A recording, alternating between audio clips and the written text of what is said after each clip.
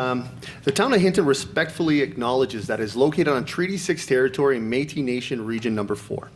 These are the traditional territories and ancestral lands of the Indigenous peoples, including the Plains Cree First Nations, Assiniboine, Winniwak, Rocky Mountain First Nations, Stoney, Tsuut'ina, Nakota, Dene Sulin, Saulteaux, Mountain Métis, Michif, and many other communities that continue to enrich the land on which the town of Hinton was established. And with that, I'd like to call this meeting to order at 4 p.m. Council, any additions or deletions to today's agenda? Councillor Taylor. Yeah, I'd like to add a urgent in-camera item, if that's all right. Okay, so that would be our item number 1 for closed session. Okay. Yeah, Ed, it would be section 17, third-party personal privacy, mandatory in camera. And the reason why it's urgent is because it's time sensitive and it's a very important task. Okay, thank you for that, Councillor Taylor. Council, any other additions or deletions to today's agenda? Seeing none, I'll go to our interim CAO, Mr. Hanlon. Thank you, sir. Nothing to add. Thank you for that. Council, with that, I'll entertain a motion. Councillor LaBerge. I move to approve the agenda as amended. Thank you, Councillor LaBerge. Council, we have a motion on the floor. Any debate? Seeing none, I'll call to question. All those in favor? That's passed unanimously. That'll bring us to our council minutes for adoptions. Council, any questions? If not, I'll entertain a motion. Councillor Ostashik. Yeah, I have a question, if I may, to administration. Not that it's got any bearing on accepting the regular council meetings for February 15th, but wondering the minutes for the committee of the whole meeting for February 22nd. Generally, minutes are approved at the following regular meeting, and I see that the committee of the whole minutes for the 22nd aren't included in this package. Administration. Yeah, thank you, Councilor Patrick. We're in the process of doing our minutes on our new item system. I've just received them. The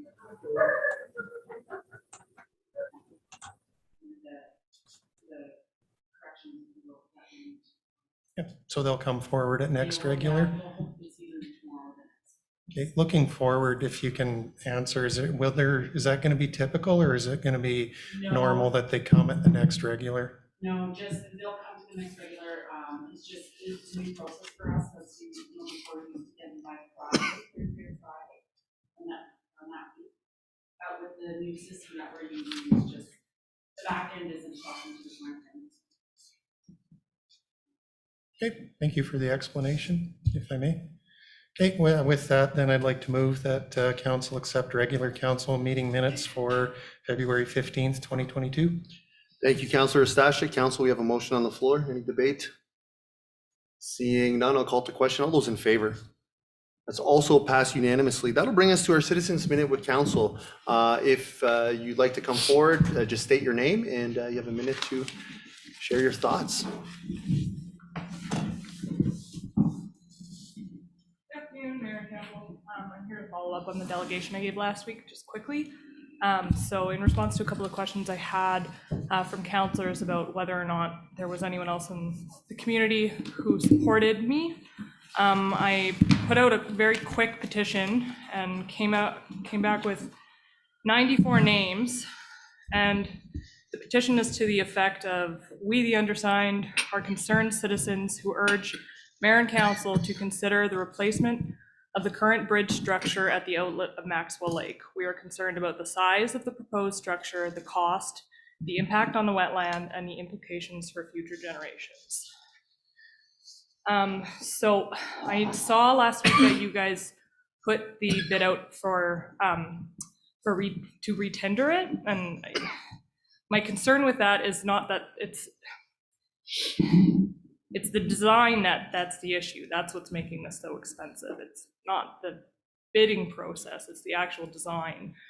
So right now I feel like it's just doing the same thing over again and expecting a different result. I really think that council and the town hasn't seriously looked at what it would look like to remove and replace that bridge. It may very well be the cheapest and best alternative for the community, and I'm not alone in this. So I will be submitting this petition. Not sure of the official channels, but I'll figure it out and I'll get that submitted to you guys sometime this week. I had a lot of feedback from the public, and a lot of people kind of just felt like this is futile, we appreciate your effort, but town's just gonna do what the town's gonna do, and they never listened to us when the bridge went in, and a lot of kind of defeatist attitudes are out there. I talked to at least 4 members of the public who said they didn't even put their names in for the BBOC committee because they felt that the entire thing was set up to fail. We mobilized in 2019 and council ignored us, and I'm asking you guys not to ignore us again today. The boardwalk is in disrepair, and I really want to bring it back to the community project and gem that it once was. And there's a lot of opportunity for volunteerism. It's just, are we going to be allowed? And is our input going to be heard? So that's up to you guys. Have a great day. Okay, thank you, Alice, and please connect with our interim CEO or let council know on, so we can figure out a way to get the petition through the formal channels like you said. Thank you. Anyone else would like to do a minute with council? Shoot. Can I just add? There were 97 people who signed the petition, and 46 people said that they would volunteer at the Beaver Boardwalk for maintenance and wetland restoration. Sorry. Okay, perfect, thank you.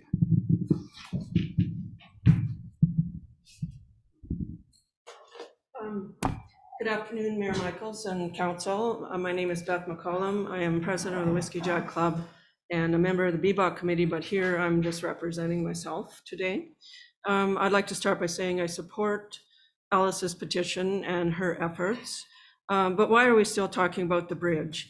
There are several issues surrounding this. Let's pick any issue and talk about them. It can be cost, environment, aesthetics, safety, utility, community.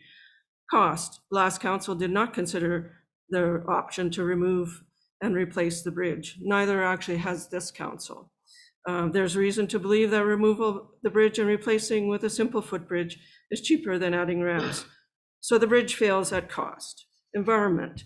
Adding ramps requires new boardwalk to connect to the existing west boardwalk. This creates a new environmental footprint. So the bridge fails at environment. Aesthetics. Let's admit it, the bridge sticks out, is ugly, and short people can't even see over it. The addition of ramps adds to these visual problems. So the bridge fails at meeting a basic beauty standard. Safety. I have heard no one talk about the potential hazard of slipping on icy ramps in the winter.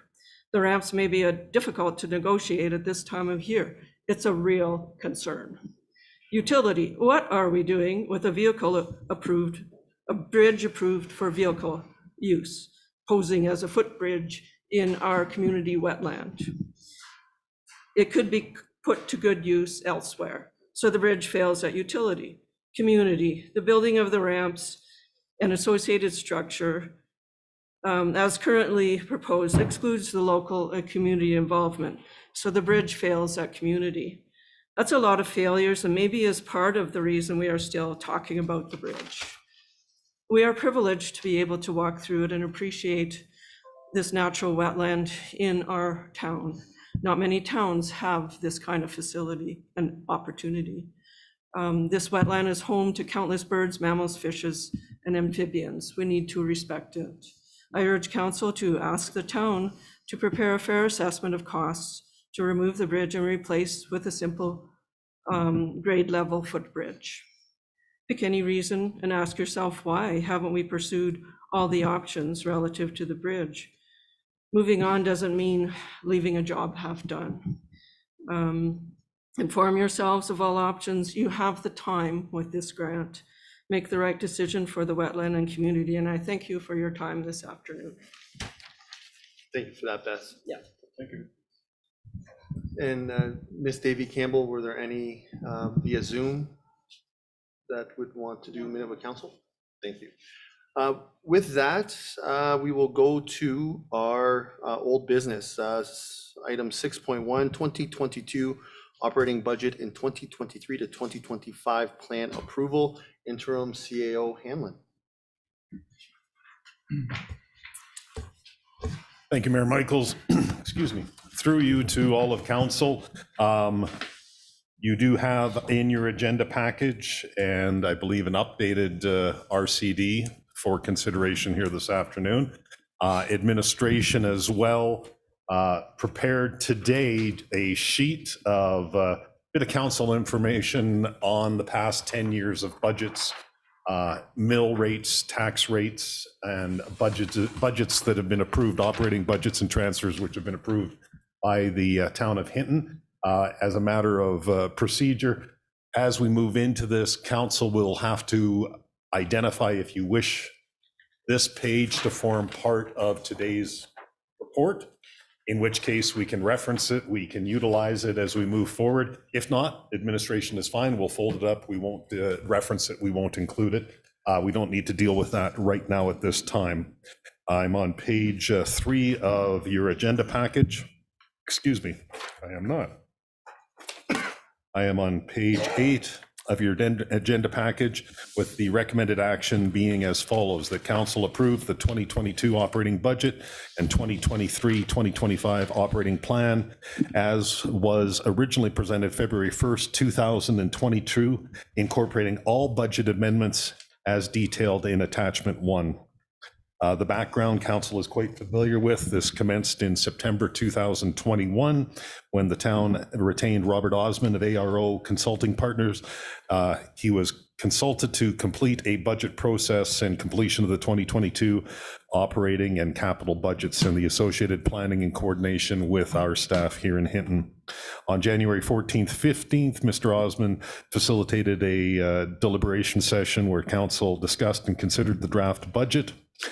This draft budget was then presented to council on February 1st, 2022, that being attachments 2 and 3 of the report, at which time council passed the following 3 motions related to the 2022 operating budget. The first motion was to direct administration to place $3,133,000 into reserves in 2022. This required administration to identify an additional $300,000 that could be allocated from the 2022 operating baseline budget, and that's motion 2455. Motion 2457, that council direct administration to increase the funding to the Hinton Historical Society to $70,000. This required a $25,000 increase, and that brings the additional requests sought by council and administration to $325,000. And the third motion was that council direct administration to find $275,000 in addition to the $325,000. I'm at the top of page 9. Council did not action any of those options for the previous motion when we did go in camera, and henceforth council passed motion 2484, and it reads as follows: that the committee direct administration to reduce reserves by $260,000 and to apply these savings to a reduced 2022 tax rate. During the February 22nd committee of the whole meeting, it was indicated in that motion of council, and would see an approximate reduction in the anticipated 2022 mill rate from 3% to a 1% increase. Some analysis in response to the initial motions, and as was presented on February 15th, administration provided amendments to the proposed 2022 baseline operating budget as shown in the table below, again on page 9 of your report. And table 1 proposed reductions in various departments totaling $325,236.25. This was in the functional areas as follows: council, CAO, health and safety, human resources, FCSS, recreation administration, community services, parks and rec, strategic services, development and infrastructure. Administration believes that these budget reallocations, as summarized in the table and as detailed in attachment 1 to your report, fulfill the intent and direction of council regarding both motions MD 2455 and MD 2457 without significantly reducing or eliminating service levels. Lastly, the transfer of $260,000 from the town's unrestricted reserves to the 2022 tax revenue account should reduce the anticipated 2022 mill rate, that is tax rate, from 3% down to 1%. Additionally, during the February 15th council meeting, direction to prepare a consolidation of the proposed 2022 operating budget by function and division was requested by council. That is summarized on page 10 of your report, and summarizes and compares by functional area the approved 2021 budget and the proposed 2022 budget. And I'll go through that very quickly, sir, as follows. In the governance and administration area, there's a slight reduction. That's a 2.32% reduction, with a proposed budget in the governance and administration area of $13,184,147. In the protective services area, we see an increase of 16.41%, with a proposal of $3,501,207. Administration has tried to give some background or rationale for some of the increases. So in the protective services area, the RCMP administration contract is up $147,541. Fire administration, there was a $60,000 transfer to reserves. Now in here, and talking to Rob, the fire administration, we do see actually the 2022 debenture payment for the RCMP retro pay. And this is the debenture that is a possible consideration for the payment of the RCMP retro pay. And that's $160,200 of this amount. And in talking with Rob, the reason for that is there wasn't a debenture payment GL code in the RCMP area, so he put it in the fire services area. So apologies for any confusion there. By law enforcement, we see an increase of $33,850, and that's primarily for the purchase of the AFRAX radios. Perhaps, is there any questions just in that area? Council, any questions at this moment? Councillor Taylor. Why is RCMP administration up?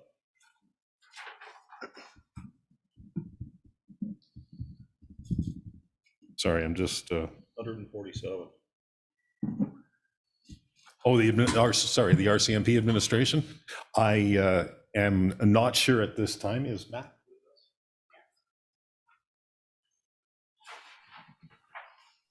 Councillor Taylor, through you to council, I'm not sure. Mac, you and I didn't have a chance to discuss this.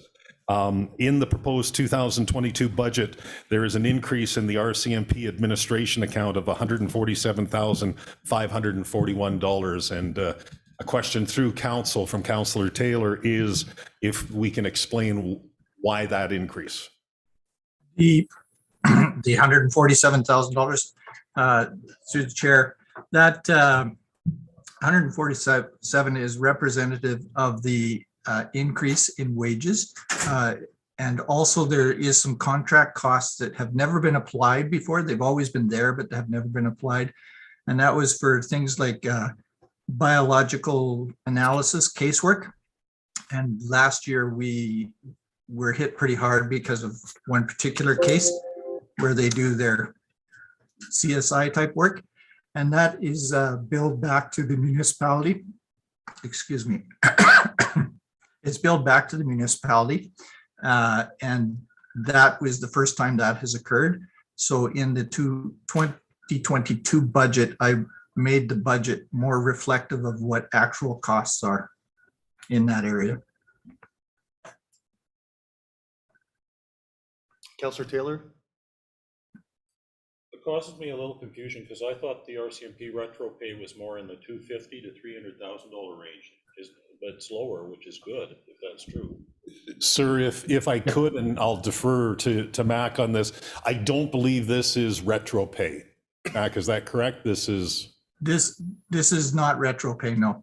This is increase in staffing costs. Of course, there's anticipated costs of wage increases for the 3 admin staff that we have there, and the biological casework. That's in the tune of 35,000, I think. And the retro pay was put in error, if I heard you correct, into the fire debenture. But part of that 147 would be that as well. I think that was split somehow. Councillor Taylor? Okay, thank you. Thank you, Councillor Taylor and administration. Council, any other questions? Seeing none. Councillor Magoon? No? Okay. Back to you, interim CEO. Thank you, sir. Continuing on the table 2 on page 10 of 45, we do move into the infrastructure services area. We see a reduction of 4.06%. With a proposed 2022 budget amount of $5,012,304. In the water, sewer, and garbage area, we do see what may appear to be a dramatic reduction. That is a 66.78% reduction to $77,408 in 2022. That is almost entirely due to you'll see in 2021, there was a debenture payment made of $374,556, and there is nothing owing in debenture in 2022. There will be continued debenture payments in 2023 forward. It's just a bit of an anomaly that this year we have no payments, which is primarily why you see such a dramatic reduction in that area. Public health and welfare, an 8.65% increase with a proposed 2022 budget of $812,068. In the planning and development area, we see a 19.94% increase to just over $1 million. $1,019,682 is the proposed amount for 2022. And again, a bit of explanation as to why the increase there approximately it would be about 170,000. Right off the top, you do see the reduction in grant revenue. It's down by 150,000 in the coming year. And there is a reallocation of a portion of the project management dollars to this department. In the past, the project manager function for the town of Hinton was funded entirely in another area. And because of the duties splitting between infrastructure services and planning and development, the monies have been split in this budget between the 2 departments, which is why you see that. There is a $30,000 payment, a transfer payment to a reserve, and the council will recall for the aerial photography reserve, and we'll build that up over the coming years. There is a $16,500 is a portion of municipal increase for the reserve transfer for future planning initiatives, excuse me. So there's an increase in that area. So it's building up a reserve. So if planning initiatives are required in the future, we have a reserve to fulfill those and meet those with external consultants. ICO, I do have a question. Yes, sir. Councillor LaBerge? Go back to water, sewer, and garbage, and I was confused with the impact of that debenture. Those red numbers, correct me if I'm wrong, are revenue numbers, is that not correct? That is correct. So if we're not paying that debenture this year and we paid it last year, the situation should have improved. But this actually shows a drop of what, $130,000 in $160,000 worth of revenue. Those 2 things aren't tied together, are they? I don't understand. Sir, if I could, through you to Councillor LaBarge, I'm going to actually ask, Winston is with us here, and this is his area, and hopefully he'll be able to shed a little light on this. And Jen is just trying to patch him through so that he can field this question for us. Thank you, Interim CEO Hanlon. I couldn't get the full question. The audio is a bit low on my end. If Councillor Labarge wouldn't mind just repeating the question through the chair, please. Sure. My question relates to water, sewer, and garbage. And those negative numbers on this chart here, as I understand it, we're going to be revenue earned from people purchasing those services from the town.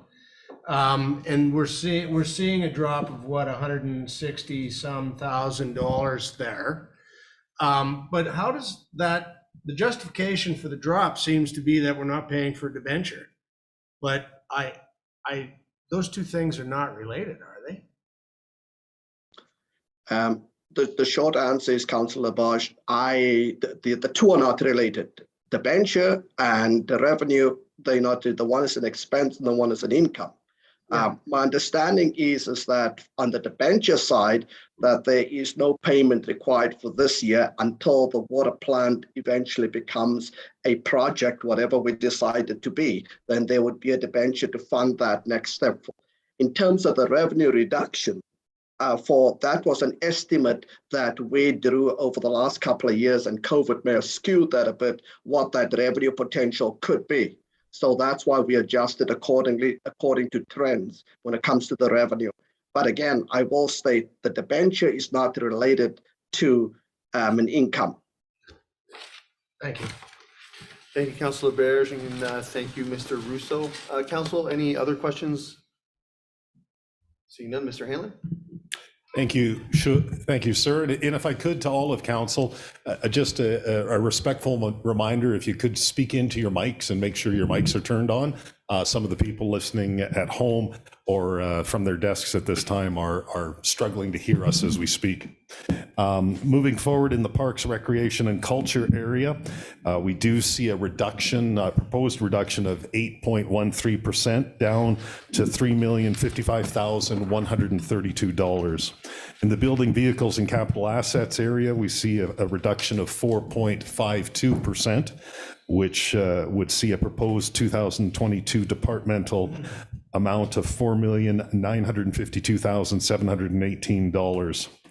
And as we move through and as we back out the amortization, we do see the balanced 2002 budget, and with that 3% initial tax increase that was contemplated in 2021, Rob had provided a budget in the a tax requirement of $389,987.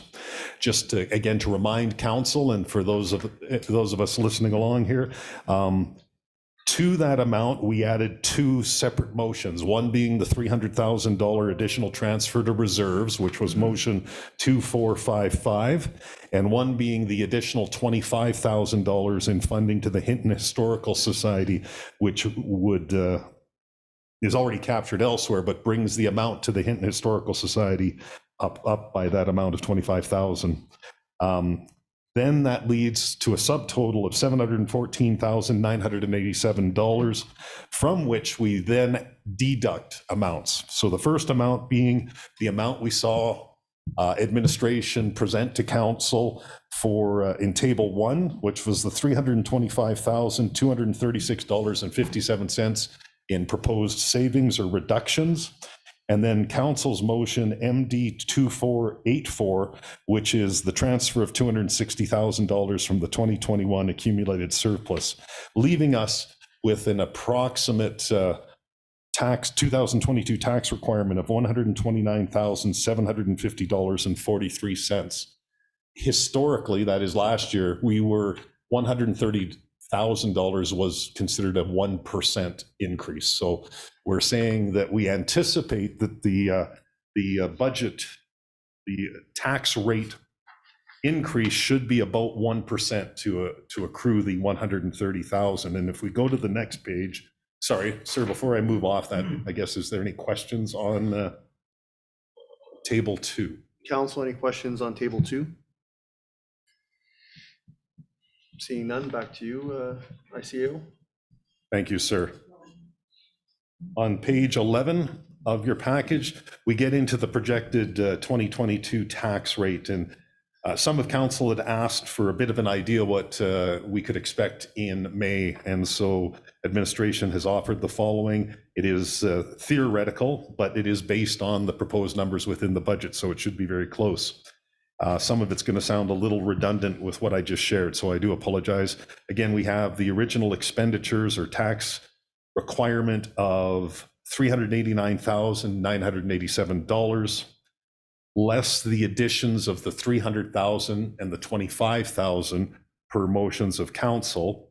We get to a subtotal of $714,987, less the reductions in Table 1 and the transfer of the $260,000 from the 2021 accumulated surplus. That brings the total anticipated 2022 operating budget taxation requirements to just under $130,000, that being $129,750.43. Point of order, is there a new piece of information I don't have? This table is not the same as what I got Friday. There was an updated version that was sent out to council. Oh. Sorry, sir, we can get you a copy of that, sir. I It apologize. was sent this morning at around 9 something. If you check your email, there's a new copy. Sir, you are correct. The table is different. Well, it's just I'd like to understand what's going on. Yeah, it was sent via email to all of council, but if Jen Davy Campbell would be able to print out a copy if possible. I didn't get anything at 9 o'clock. Oh, perfect, thanks.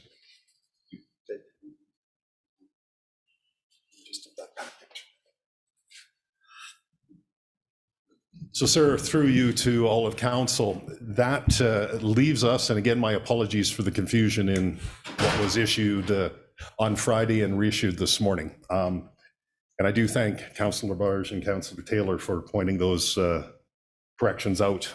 With that, administration is available for any questions. There are options and alternatives available to council. Administration is available to answer any questions related to the RCD or the attachments. And with that, could get into a bit more discussion available on this sheet, sir, if council chose to add that into the record. And if not, I am available to answer any questions. Thank you for that, Mr. Hanlon. Council. Councillor Magoon. Just to confirm, sir, is there a request to go in camera from administration on a particular line item? Sir, there is no longer a need to go in camera. Okay. Council. What would we like to do with this? Councillor Laberge. And this just occurred to me today, and I think we're missing something in this budget. And I've tried at every turn to try and pull stuff out of here. But I know that the fireworks at Halloween were really popular. The same at Canada Day. And I think it would be a smart move for us to put some funds into the budget to fund those two public events. Administration, I guess, is there any allocations to fireworks in 2022 with the Foon budget being retracted from the budget? Does administration have any comments on fireworks? Sir, if I could, and actually we may have to wait for Jen to get back with us, but I'm going to give just, there she is. I was going to throw it to Ms. Howarth. Laura, can you answer Councillor Labarge's question on if we've budgeted for fireworks? I think it's specific to Halloween and fall fireworks, sir. Is that correct? Yeah. Okay. No, we have not. We regular in the budget was the fireworks for Canada Day. So those remain in the budget as they have been for several years. Last year, because it was deferred to Halloween, that budget was just spent later in the year. So we've put that back into where it is. When the Foon money was removed from the budget, it was removed, it wasn't reallocated. So we do not have money in the budget for two sets of fireworks at this point. But for one then. For one, yes. And so if we can I mean, it's not much of a display if we cut it in half and do half at Canada Day and half at Halloween, but that's an option, or we can do nothing at Canada Day and everything at Halloween. That can be decided. But right now, there are enough funds for one round of fireworks planned right now for Canada Day. Okay, I'm good with that. I'm good that we do have some coverage.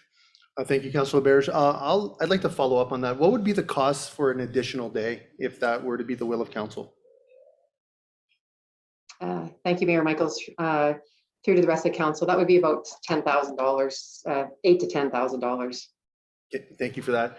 I don't know where the rest of council sits at, but the Halloween festivities was really enjoyed. It was great. There was a lot of appetite to continue that. I know it's kind of last minute, but is there appetite to have Canada Day and Halloween fireworks as part of our yearly budget? And if this is a conversation for 2023, so be it. But I know I received so much positive feedback on our Halloween festivities. And that's all for myself. Council? Councilor Taylor.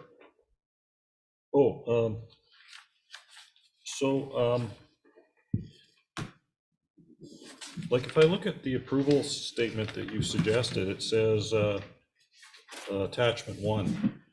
But I looked at all the information you gave me and there was nothing identified as attachment 1.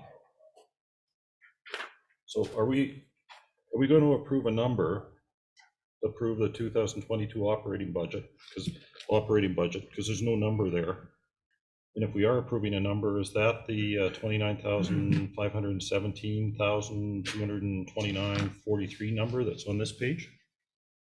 Sir, through you, Mayor, to Councillor Taylor, to all of council, I would recommend, I would be in agreement with Councillor Taylor in amending the proposed recommendation, and I think we should probably include reference to the 2 previous motions of council that are part of this, and that actual amount. So the amount when we net in and net out the direction of council that has been discussed over the last month and a half, we do end up with a total operating expenditure transfer amount of $2,517,229.43.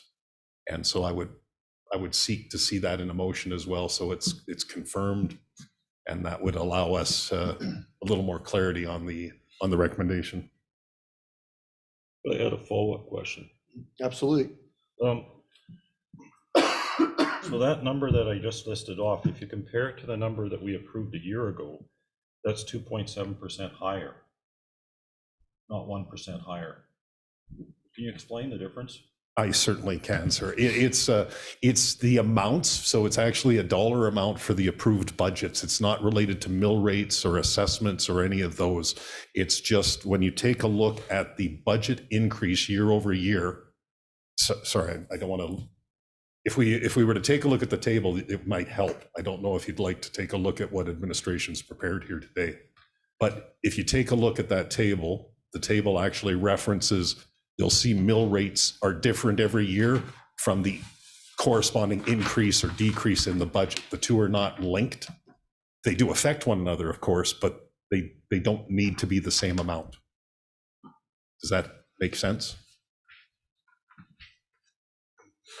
Yeah, well, I'm just, what I'm curious about is if we approve an amount that's 2.7% greater than the number of the year before, and then we adjust the assessment rate and the mill rate, equal that number, aren't we going to end up with a 2.7% tax increase? If I could, sir, through you to Councillor Taylor, the amount that we are most concerned about, again, when we come back onto page 11 of 45 in your agenda package, you will see the total anticipated 2022 operating budget taxation requirements. This is the increase that is necessary. That's the number that affects the tax rate, the $129,750.43. Historically, and when I say historically, the previous tax year, 130% or 130,000, excuse me, represented a 1% or a 1 mil increase.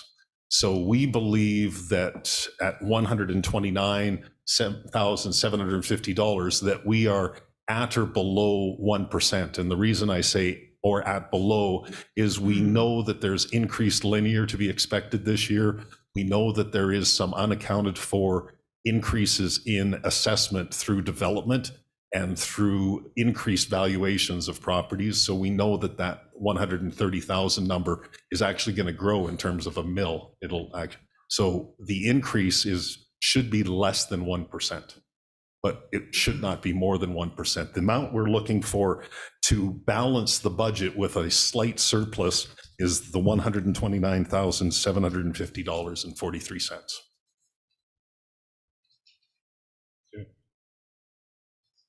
Thank you. Thank you, Councillor Taylor. Councillor Ostashik. Thank you, Mayor Michaels. So a couple times tonight, I've heard ICAO Hanlon make mention that it would be beneficial to administration to have the Council 2022 budget sheet formally adopted into the record so it could be referred to. I just want to confirm that with administration. If that is the case, I want to make a motion to have it added to the agenda. ICAO, would it simply be a motion of council to incorporate that? Sir, it would, simply so we can add it to the agenda package and then it can be referred to by council. Thank you. I'd like to so move, Mayor Michaels. Thank you, Councillor Stashik. I'll just give Ms. Davy Campbell a moment to bring that up.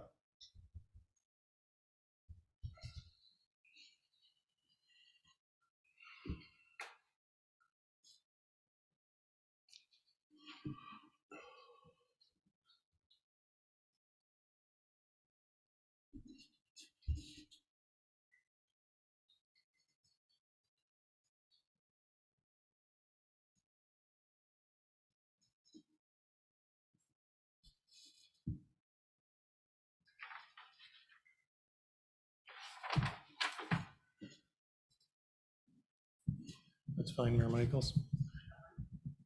Thank you, Councillor Stashik and Ms. Davy Campbell. Council, we have a motion on the floor. Any debate or questions? If I can just bring that up on the screen one more moment, sorry. We had a few councillors looking at it. Council, any debate or questions? Councillor Taylor. Just a suggestion, you want to call it the 2022 budget sheet?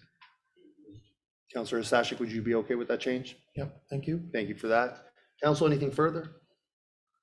Seeing none, I'll call to question to incorporate the Council 2022 budget sheet to the regular council meeting agenda. Council, all those in favor?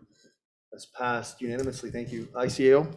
Thank you, sir. And thank you for the introduction into the record and possibly coming back to the previous question of Councillor Taylor. I had alluded to it, but as an example, if you took a look at the taxation year 2017. So for instance, you'll see just below the yellow 2017, you'll see, and the information provided by administration here is directly from the tax rate bylaws. So you'll see in the dark green that the tax rate bylaw had a 0.84% increase to the mill rate of the non-residential tax rate. The residential tax rate had a significant, you'll see many years that they're locked together, they're the same percentage, but you'll see in 2017 that the residential tax increase was 7.95%. So you'll see there was a significant increase in 1 year on residential and a slight on non-residential. If you look now down below, you'll see the budgeted operating expenditures and transfers, the operating budget increase, decrease by year. You'll see that we actually had a 10% reduction in the budget and yet a corresponding increase in the mill rate. So as I was trying to explain earlier, the two really aren't connected. It's just at the end, it's dependent on the adopted tax rate and the assessment available to the town of Hinton. I hope that helps maybe a little bit more. And So administration here, maybe just to introduce this to council, we did take a look at years 2013 through 2021. We pulled out the non-residential and the residential tax rate increases each year. We incorporated the budgeted operating expenditures and transfers by year. We showed year to year the increases or decreases in the budgets or the percentages of the mill rate increases or decreases. And we actually included as well the rate of inflation, the Federal Consumer Price Index for Alberta, to try and show kind of how inflation eats away at those increases over time. And so with that, really mostly appreciate the chance to speak to it, hopefully to better answer Councillor Taylor's question, and available for any further questions. Thank you for that. Councillor Magoon. Thank you, Mr. Mayor. I'm going to try and motion just to incorporate some of what council's discussed. Jen, whenever you're ready, I'd like to direct administration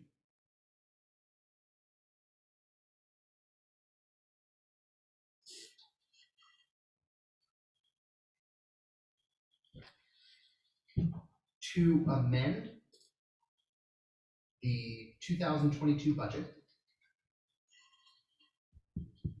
to include fireworks display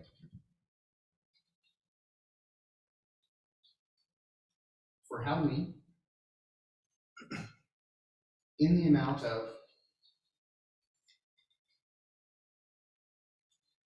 $10,000 to be funded from taxation. If I may speak to that, Mr. Mayor? Yeah, this is something that's been spoken about, was how well received that public event was, especially given the light that our opportunities as a community have been hampered over the last several years to come together and celebrate various events. It was very widely appreciated by the community to have that opportunity at Halloween to come together and again, celebrate as a community. But that being said, it has to be paid for by somewhere. Any good motion, as we've discussed before, has to indicate where the funding is coming from. And in this case, it would simply essentially come off of the taxation rate. This is not something that's appropriate to pull from reserves or anything like that, nor is I think it's sustainable. So again, it would just come off of what we have to generate for by our rate of taxation. Thank you. Thank you, Councillor Magoon. Council, we have a motion on the floor. Any questions, debate? I'll be speaking in favor of this. My only issue was where the money would come from. I can support taxation. I would also be open to using some of the surplus money and keeping it at 1%. That would be my other option, but conceptually, I'm okay with this if that's the will of council. Thank you. Councillor Stashik. Thank you, Mayor Michaels. At this point, I don't think that I'm going to be speaking in favor of this. If there's somewhere in the existing budget where it could be defined where this money's coming from, I would be more apt to consider supporting it. But to add something in a budget year that's this difficult, this difficult a budget year, that's an additional expense when we're asking everybody else to tighten belts and try and do better. Unfortunately, I can't support having it come through taxation. We took measures, including transferring money from our accumulated surplus to help alleviate tax pressures on our citizens. So I think adding it back to pay for fireworks isn't a particularly responsible use of taxpayer dollars. So I won't support it as worded, but I'd look forward to seeing if there's any amendments. Thank you. Thank you, Councillor Stashik. Councillor Magoon. Yeah, and just to speak to that, Mr. Mayor, if any of my fellow councillors have any alternative ideas for sources for the funding, I'm very open to those in the forms of amendment. I just know that in the past, when we talk about these sorts of things, we always ask that we identify where the money might come from. So if anybody does have any alternative ideas, I think community building at this stage of the game is important, and I would certainly support any alternatives. Thank you, Councillor Magoon. Council? Any questions, comments, debate? Seeing Counselor Taylor. Well, what about the amount of 10,000 be funded from any departments that increased by more than 5% from 2021 to 2022 in the operating budget? Because we got about a bunch of the departments where that occurred, so they've got some fairly large increases. That's one suggestion. Thank you, Counselor Taylor. Perhaps not a good one, but a suggestion. For myself, that would be something I would consider if we want to task administration to try to find $10,000 within the current budget. I could support that. That would be one other option. Council, any further debate, questions, comments? Councilor LaBerge? Well, I brought this up. I think it is an important initiative, but much like Councillor Ostashik, I do have an issue with where we're sitting currently. So we're talking about a $29.5 million budget. When we put our $260,000 amount back in from the accumulated surplus, we're looking at increasing our cost by $1,046,000, something like that. If 130 was a 1% tax increase, do the math. I don't know, that's 6.5, 7. So yeah, if this can't be found somewhere in the existing numbers, I can't support additional investment. Thank you, Councilor LaBerge. One recommendation for council, we can ask to split this motion and sort of tackle the area it comes out of first in C, or we can keep it combined, but there seems to be some appetite to support something that's somewhat different than what's up there. With that, I have Councilor Race. Thank you, Mr. Mayor.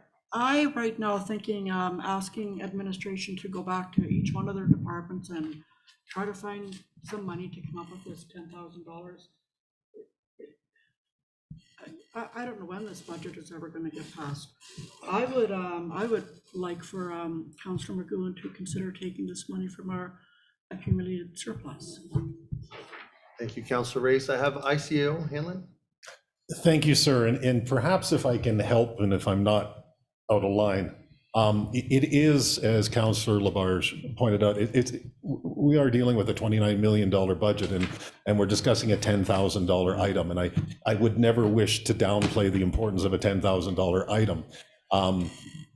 If this were simply to be funded as the current motion is worded, it would move that amount that we're talking about for just anticipated 2022 operating budget taxation requirements, the additional amount that administration is seeking.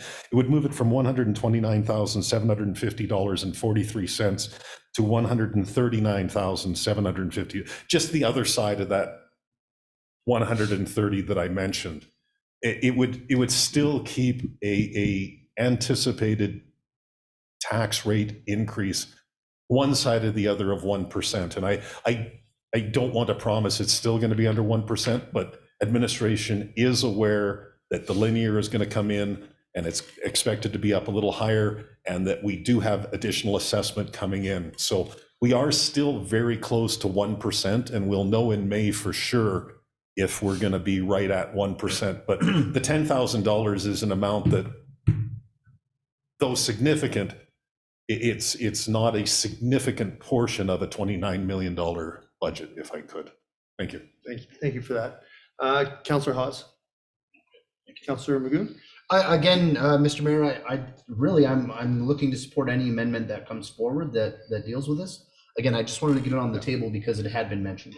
So as chair, I would recommend to split this motion. If there's no appetite to take it out of taxation, to defeat that part, and it would remain the original motion or the core motion to have the fireworks and add an amendment to that to, I support Councillor Taylor's part. If we have a $29.5 million budget, we task administration to find it internally, and they have all year to find it. It's $10,000. That's my thought. Councillor Stashik. Thank you, Mayor Michaels. So unfortunately, if they're split, I won't be able to support both of them, or either one of them, sorry. Because unless I know where the funding is coming from, I'm not going to vote to approve a $10,000 expenditure for fireworks. So to me, they're one and the same. We need to know where it's coming from, and if we can support that, suggestion of where it's coming from. Thank you. Thank you, Councillor Stashik. My apologies, I didn't maybe articulate that properly. I'm suggesting to split the motion, vote against the where it comes from, and then to add an amendment on where it comes from to the remaining motion. So that would be my suggestion. So it doesn't seem like there's appetite for taxation. Then it would leave the last motion, which still is open to amendments, and then I would only support something also that speaks to where it comes from with the second part of that motion, that the first part was split, was defeated. ICA O'Hanlon. Thank you, sir. I just, Ms. Thompson has, I believe, a comment. Ms. Thompson? Yeah. Can you hear me? Yep. Great. This is getting, once again, a little confusing. So the main motion that's on the table is what? Could you repeat it to me, Jen? I don't know that I've kind of got confused in this conversation. The main motion says direct administration to amend the 2022 budget to include fireworks display for Halloween in the amount of $10,000 to be funded from taxation. So you're calling that the main motion? Well, for what I was sort of suggesting, we have two things there, the support of a fireworks, and then the following part is where it's coming from. So my suggestion is, can we split it to say there's a motion that says to support the fireworks, and then there's a secondary motion on where it's coming from? What would be your recommendation or thought? My recommendation would be neither. My recommendation is you have three administrative recommendations and on your request for decision, one of them being that council approved the 2022 operating budget and 2023-2025 operating plan with the following amendments. So those amendments could be included in that motion, so that you direct men to amend to include the fireworks display in the amount of $10,000 and that it be funded from taxation. Or if you want to have another amendment, say, for example, that administration,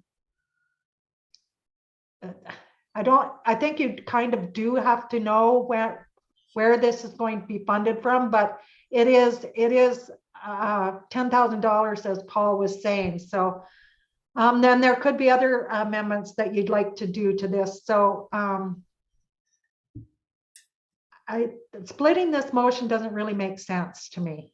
So if you stuck with the number 2 recommendation that is in CAO Hanlon's report, that council approved the 2022 operating budget and 2023-25 operating plan with the following amendments, then do the amendments and then pass that main motion. So you would go to each amending motion to pass that main motion. That's what I recommend you do. So I would recommend that you either withdraw this motion and go back to the other one, or just move forward with this motion as it is. But I wouldn't recommend splitting it. Okay, perfect. Thank you for that. Councilor Magoon? Yeah, Mr. Mayor, if I could, I'd like to withdraw the motion. Council has business on the table of getting this budget passed. And this is absolutely something that if it's the will of council to look into a month from now, 2 months from now, that's still doable. It's still possible. So with the permission of council, I'd like to withdraw this. Thank you, Councilor Magoon. Council, any opposition to withdraw this motion? Seeing none, the motion is withdrawn. Council, any questions, comments, or directions? Councilor Magoon? Yeah, I'm gonna try the recommended action, Mr. Mayor. I'd like to make a motion that council approve the 2022 operating budget and the 2023 to 2025 operating plan as was originally presented on February 22nd, 2022, incorporating all budget amendments as detailed in attachment 1. Before I finalize that, I do just want to go to our interim CAO to make sure that that incorporates all the necessary information as recommended by administration. ICO? Thank you, sir, and through you to Councilor Magoon, to all the council.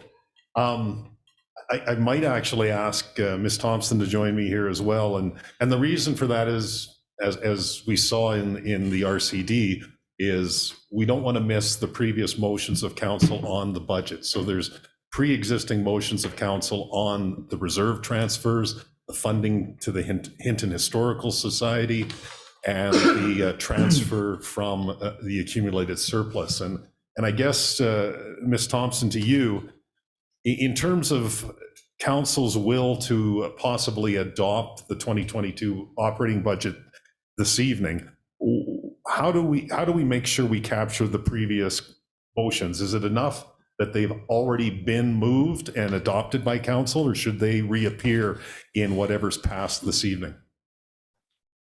Well, sorry, Paul, you can hear me? Yes, we can. You could just, yeah, I would say that those have already been done by motion. So they're included in this budget that you're presenting today. And any further amendments would be, could be applied now.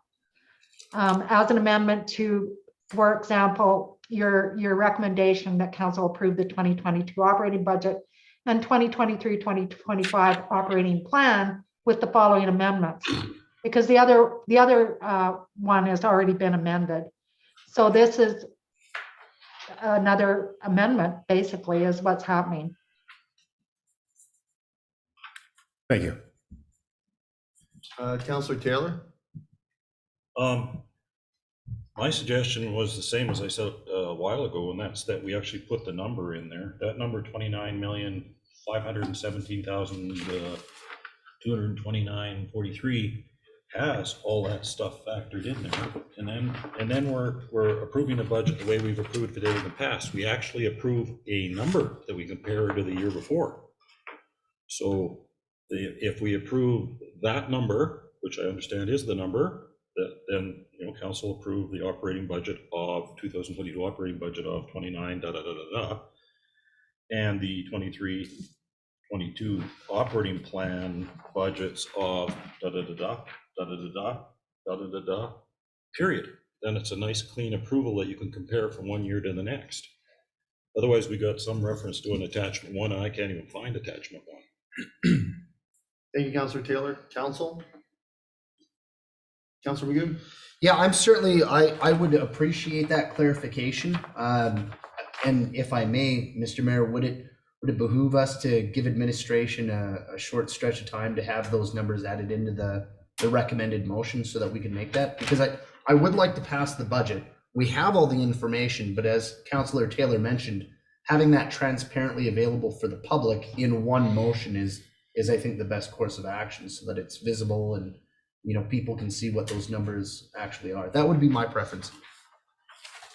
Councillor, I'm going to go to ICAO Hanlon. Sorry, sir. Through you to all of council. So Jen's just working on amending that for council's review. And just for clarification, through you to all of council and to Councillor Taylor, when we reference, this is that attachment 1. So this is what Mr. Osmond prepared. Okay. And so these numbers are what you are looking at, what was presented January 14th, 15th. We have been discussing these, and now we are looking, so the amendments, the motions, and I do agree with Ms. Thompson, the motions made by council will be reflected in these finalized numbers, and it's now just a matter here tonight if council wishes to further amend the proposed budget. We are adding and Jen will put this up here in a moment. We have put the language in, which I believe, and I'd ask you, Councillor, to take a look at this and see if it captures that. Make that bigger. We're getting it bigger.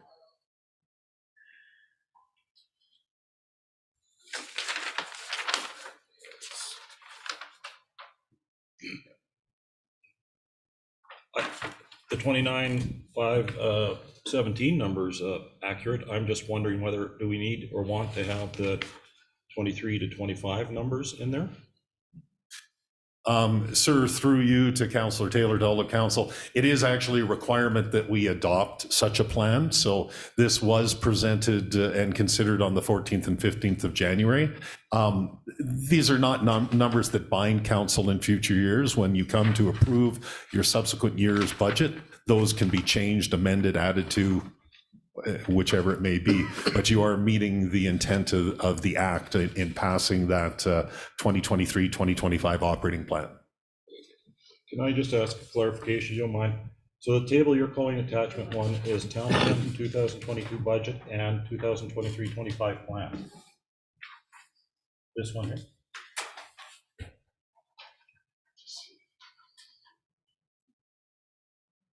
Yes, it is. Oh, okay. Well, in that case,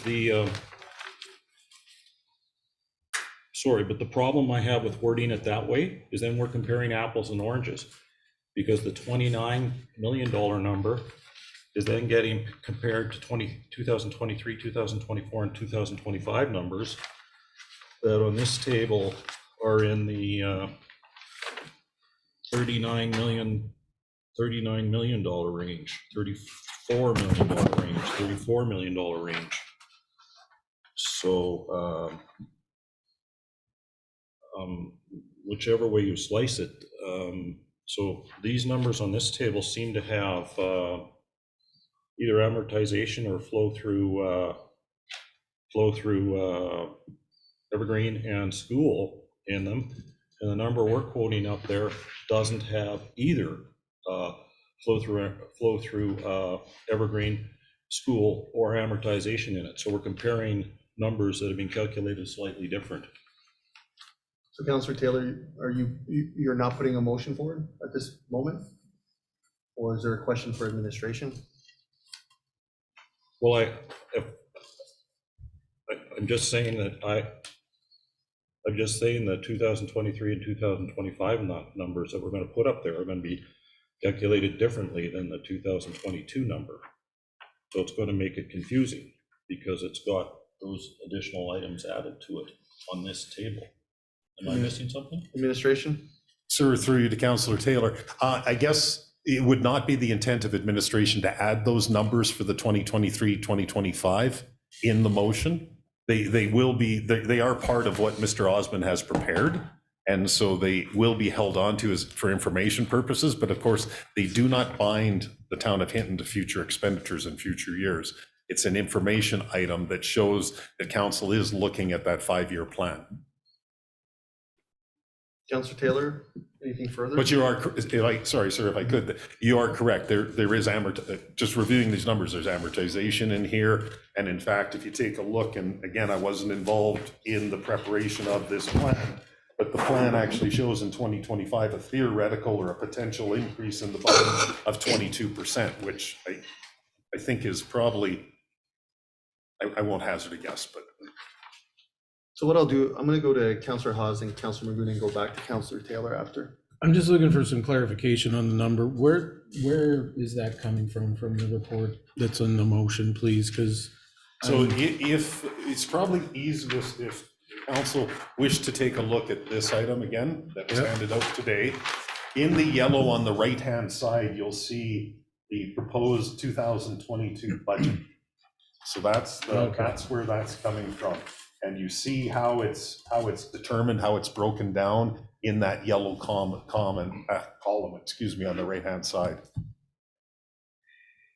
okay, thank you for that. Appreciate it. Thank you, Councillor Haas. Councillor Magoon? Yeah, and if I could, I appreciate the clarification on the 29 million because that's established by this budget. If I could speak to Councillor Taylor's concerns, this is part of that new process that had been instituted by the MGA requirements, is that all towns have to have an ongoing plan outside of this regular budget year. And previously, this had been my sticking point as well, is that the previous 20, long-term plan, that the previous 3-year plan that had been instituted by the town my first blush at it, it simply wasn't palatable at a high level because it incorporated so many high level increases to spending over so many years. I was really concerned about that. But once I sort of wrapped my head around the fact that that's not the yearly budget that's going to come to council, that's the yearly budget that we have to take control of. That's where we're going to get our fingerprints on it. I'm actually much better that if the budget plan moving forward doesn't commit to any particular dollar amount, because this does have to stay flexible based on changes from year to year. This is sort of like your 60,000 foot look at a glance plan for spending for the town. And we're really going to get into the nuts and bolts of what comes out of that in the yearly budget. So for myself, I think the biggest and most transparent number is the $29,517,229.43. That absolutely has to be on any motion moving forward so people know what that budget for this year looks like. The budget plan for 3 years moving forward, that is such a fluid document that really any number that you apply to that, I really don't think reflects it very well anyway, because it's so high level. That was my experience from the last year when we dealt with it. So yeah, I'll just leave it there. Thank you, Councilor Magoon. For myself, it's just finding the level of information we want to put in a motion to communicate to individuals. We just added the budget sheet through motion, so it's part of the public record. I'm fine with the 29.5 being in there and not having all the other numbers. The other thing to consider, I don't mind adding a 1% mill rate increase to the motion. That could be something else, so the public's aware. And then the rest of the documentation is there to support it. So where's our comfort level on how much information to put in our motion, really? Councilor Taylor? I'm good with you. Like, the important numbers there, that's fine. Just wanted to understand, because this is the first time I've been able to understand where attachment 1 was. Thank you, Councilor Taylor. ICA O'Hanlon? Sorry to interrupt, sir, through you to all of council. If I could, and possibly if I could speak to the idea of establishing a 1% tax rate increase. I would ask council to not do that. And the reason I'm going to suggest that is because we don't know our assessments yet. And if our assessments come in substantially higher and suddenly we've got a bunch of capacity, then administration and council's in a difficult position, because what do we do with the extra money? If for some reason the assessments come in for some reason lower, well, now we don't have a budget number to hit, and we're actually running a deficit potentially, which we can't do. So typically what the administration would seek is an approved budget with that anticipated ask. And then once the assessments come in, we can establish that rate. Again, administratively, I'm very confident we're at or below a 1% tax rate increase, but we will not know that until A, we approve the budget, and B, we get all of our assessments in. Thank you. Thank you, ICAO. Councilor Race? Thank you, Mr. Mayor. I just want to say I will be supporting your motion. I like that the number is there. We, CAO, we have this piece of paper with that number in the right-hand corner. If the public wanted to come in and see our operating budget, where and when would they see this information? Sir, through you to Councilor Race, to all of council. It's a great question, and I'd probably look to try and have if I can, just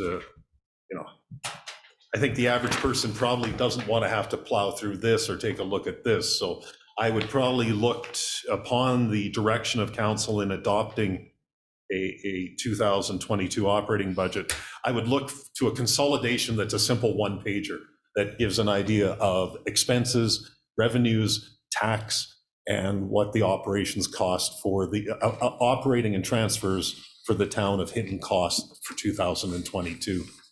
That they can look at in a consolidated format that makes sense, where they see, okay, the taxes are this, and probably even year over year, so comparing 2022 with 2021, where they see where increases on a consolidated basis have occurred, or potentially where decreases have occurred. Thank you. Thank you, Councilor Race. Council, just a reminder, we don't have a motion on the floor at the moment. Wasn't there a motion? I thought Counselor Taylor did not confirm that he was putting forward a motion, but Counselor Taylor, was that your? There was a motion. It's Okay, Councilor Magoon. there we go. Oh, I thought it was yours. Counselor Magoon? No, that's good. We're good. I'm ready to vote. Oh, I got a question. Counselor Taylor? I'm voting for this because this, you tell me this will be a 1% roughly tax increase. So what happens if, whatever happens, it ends up being like a 3 or 4% tax increase and something unanticipated happened? Can we sort that out at a bylaw rate time? ICO? Sir, through you to Councillor Taylor, it's a great question. So hopefully we've done our work to this point so that that will not occur. If it were to happen, as soon as we know it's happening, it would be my intention to communicate that to council, and we would get back before you and we would seek the necessary budget amendments or further budget changes to ensure that what we're committing to, plus or minus 1% tax rate increase, is delivered for the residents and not 3 or 4%. So you do have the capacity to, at any time, bring your budget back.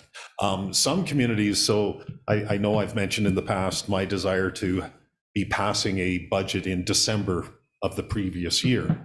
And some communities that do that, when they bring their mill rate forward the following year, they'll actually amend that year's budget because they're now 4 or 5 months along and they've recognized what their actual increases or decreases in their assessments may be, and they actually will pass an amendment to that year's budget just before passing the mill rate. So you do have the capacity to make those changes, and administration would certainly work with you to do so. Thanks. Thank you, Counselor Taylor. Counselor Race? Thank you, sir. Our accumulated surplus, can you say again where we think it's sitting? I'm sorry, Councillor Race, sorry, through you, sir, to Councillor Race. I don't have that information. Top of my head. 857,000. Oh, sorry, the accumulated surplus. Sorry, I was thinking reserves. It's about 850, it's anticipated about 857 for the year, with against restricted and unrestricted reserves of just over $14 million. Thank you. Thank you, Counselor Race. Counselor LaBerge? I guess I'm going to be voting in favor of this, but I'm not really happy about this process and the way that it's gone, actually, because we're talking about $129,000 1% tax increase. But if you take a look at what we spent last year and what we're spending this year, it's $1,045,000 more. So if I divide that by 130,000, that's an 8% tax increase. We've took 2% out of surplus and we plowed it back into that number to bring it down to 6%. But this is where we've ended up. I'm not happy about it. I don't know where else to go. The options weren't brought forward. And I just, I think it's important that we stand up and say, it's not $129,000, it's $1 million. Thank you. Thank you, Counselor LaBerge. Council? Counselor Ostashik? Thank you, Mr. Mayor. Sorry, my apologies for delaying things, but I need to get walked through the math a little bit. So the total 2022 additional tax requirement is $129,750.43. And that is on table 2 at the bottom, correct? Sir, through you to Councillor Ostashik. Yes, that is correct. Okay. So the total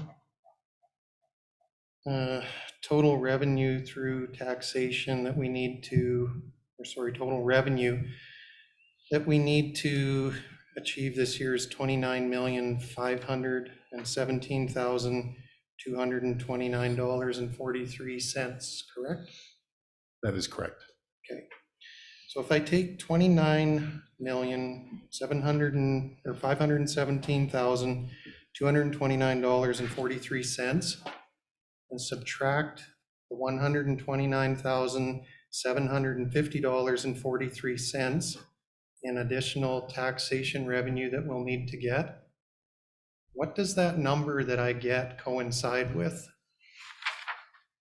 If I could, sir, through you, Mayor, to Councillor Ostashik, you're wondering if you subtract what we're seeking in the potential tax rate increase, if you subtract that from 29,500,000, it's simply, so again, the $29,517,229 is everything that the town of Hinton needs from an expenditures and a transfers point of view for the year 2022. So it does include, as we've discussed before, obligations to our unionized staff, step increases. So it doesn't really, it only corresponds the remaining number on everything we need to keep the operations going based on the direction of council. And the direction of council does include those operating business cases that were incorporated earlier on.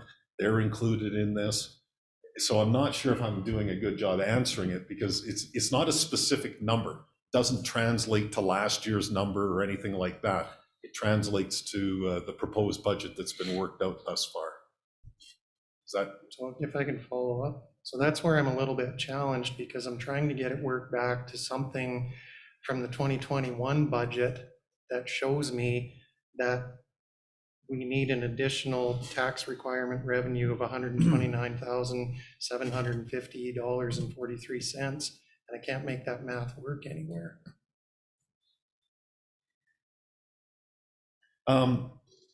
Sir, if I could, through you to Councillor Ostachek, to all of council, maybe I'll try.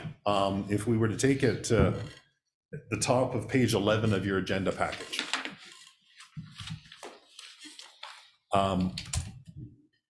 And that's the projected 2022 tax rate.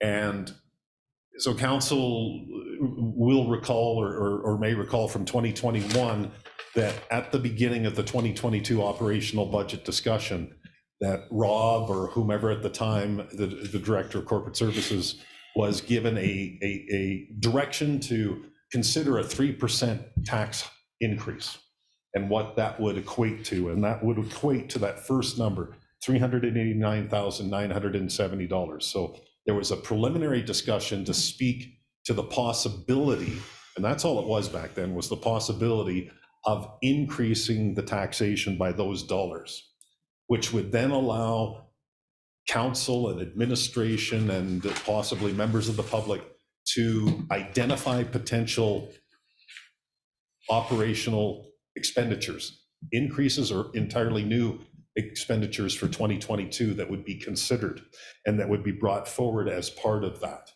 And that includes, as we discussed on January 14th and 15th, transfers to reserves and some of the other operational cases that didn't make it into it because it made that number too high. It went above the 389,987.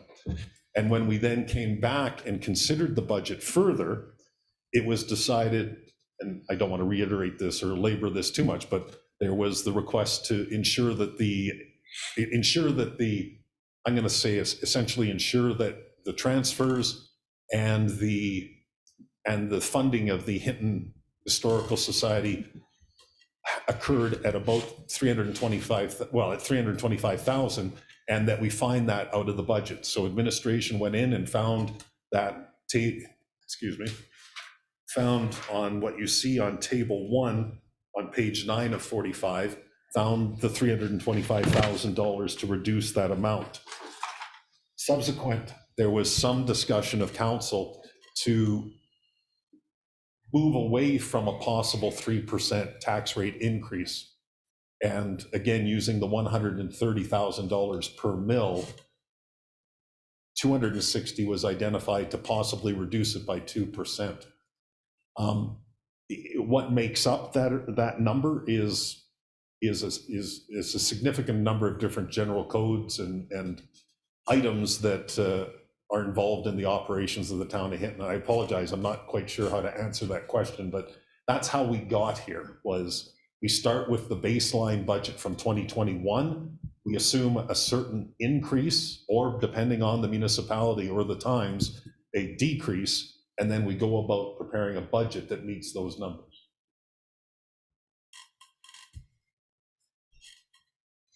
Councillor Stashik? I'm okay for now. It didn't really help, though. Sorry. Yeah. Thank you, Councillor Stashik. Councillor LaBerge, were you still in the queue? No, you're good. Councillor Taylor? I think I'm having the same trouble you were, and that was when I was getting to the 2.7 versus the 1%. When you go to this table, you look at it, you find that when you compare 2021 to 2022, there's a $785,000, $532,000, 43-cent difference. That's how much we increased the budget over. That's 2.73. But there's no firm calculation that takes us down from that $785,000 to this 1%. So so there's something in there that I'm missing. And if I could, sir, through you to Councillor Taylor, I guess the part is they're not truly connected. The 785,000 is merely a difference between a 2021 budget and a proposed 2022 budget. A 2021 budget with known assessments and tax rates passed by the town of Hinton versus hypotheticals that we're expecting for 2022, and we're assuming a certain amount of assessment growth and linear growth. So we assume so we make certain assumptions when we prepare this document. And with that, we assume an additional $785,532. And that gets broken down a number of ways, and that's increases, as we've discussed at length, I believe, and decreases that are proposed that have been incorporated into this. Yeah, sorry, I'm not. Councillor LaBerge? I'm going to further confuse it if I might. Great. Coming up with that number, 29,517, let's not use the whole number, but that actually takes $260,000 out of it. So isn't the budget that we're approving, the 29.5 plus the 260? I mean, we're funding that 260 from surplus. There's two different things here. One is the budget we're approving, and one's how do we come up with the money we need to satisfy the budget. But the budget we're approving, shouldn't we add that 260 back into that 29,517? Because that is an expenditure amount. It is, we're going to spend it. It's just coming from surplus and not from taxation. Right. Sir, if I could, through to Councilor Lamar, it's a motion, it's a reserve transfer from in effect, the accumulated surplus of the town of Hinton. And so it doesn't appear as an expenditure. It actually it's a reserve transfer, and it comes into the budget as a revenue. And so but now I do understand what council is saying. It's a different revenue source. It's not taxation, it's a transfer. So all it does is effectively reduce the taxation amount by that 2%, but it's not, it would not be correctly accounted as an expenditure. It actually comes in as a revenue and is captured in that way. Councillor LaBerge? Because it's not, if I could, just to finish, sir, it's not an expenditure within the 2022 tax year. It's a move out of the municipality savings account. It's a move out of that account to a revenue account. But my experience with governments is if it comes in, it'll be spent. I mean, this is an expenditure. This 260 was part of the 3% increase, the 390 that we talked about initially. And we are going to spend that amount of money. It was in the budget. Is that not correct? Like we needed $390,000 to balance the budget. Those were to balance a number that we were spending. Correct? Now, Sorry, if- 130 of that is in taxation and 260 of that is from surplus, but isn't that included in there though? If I could, sir, and maybe just to Councillor Barge, to all of council, the 389, 987 was not required to balance the budget. That was the direction council gave administration in 2021. If additional monies were sought by administration and or council to fund enhanced initiatives or new initiatives, there was that additional money. So the 389 isn't to balance it. I mean, I understand what you're saying, sir. If you put $390,000 into the budget in additional revenues, either council or administration is going to come with ways in which it can be spent, ways in which it can benefit the community. But the 389 wasn't required to balance the 2022 budget. It was proposed to allow additional services, growth in services, or possibly just to stay on top of the obligations of the town of Hinton to continue its operations. And I apologize, I wasn't here at the time, but that's typically where that sort of direction would come from. Just a quick follow-up, that was the 3% tax increase. Correct, that was identified as the. Okay, so I call it balancing the budget. That was a revenue shortfall. So it was put in there to balance the budget. That's how much extra we needed to collect. We're collecting 260 of it from the surplus. We're collecting 190 or 130 of it from taxation. So anyhow, I'll leave it be. Thank you, Councillor LeBerge. Council? We have a motion on the floor. I share a lot of the frustration. I don't know if this frustration is the right word, but it's definitely confusing. It makes it challenging, obviously, not having somebody from the finance department here. It's in navigating through this. My one major positive is I look at the very least, our tax rate is going up 1%. So, our current mill rate is 5.46, which is 10% lower than Edson's. So from a mill rate perspective, it's really good. Our mill rate, and we don't talk about this quite a bit, our mill rate is 34% lower than Edson when it comes to non-res. So doing a 1%, from that perspective, I think we're good. Now, we are challenged on understanding these numbers, on the operational increases and trying to dissect what contributes to balancing this budget. And I agree, it's a difficult one. So from council's perspective, do we want to take 2 more weeks and understand this and feel comfortable, or do we move forward knowing that at least from a taxpayer's perspective, we are doing a very minimal increase and reassess and move forward. It's March 1st. We're not under the gun per se to necessarily pass it, but do we need that extra time for clarity? Because it seems like we cannot make sense of the math right now for everything. So Councillor Ostashik, then Councillor McGoon.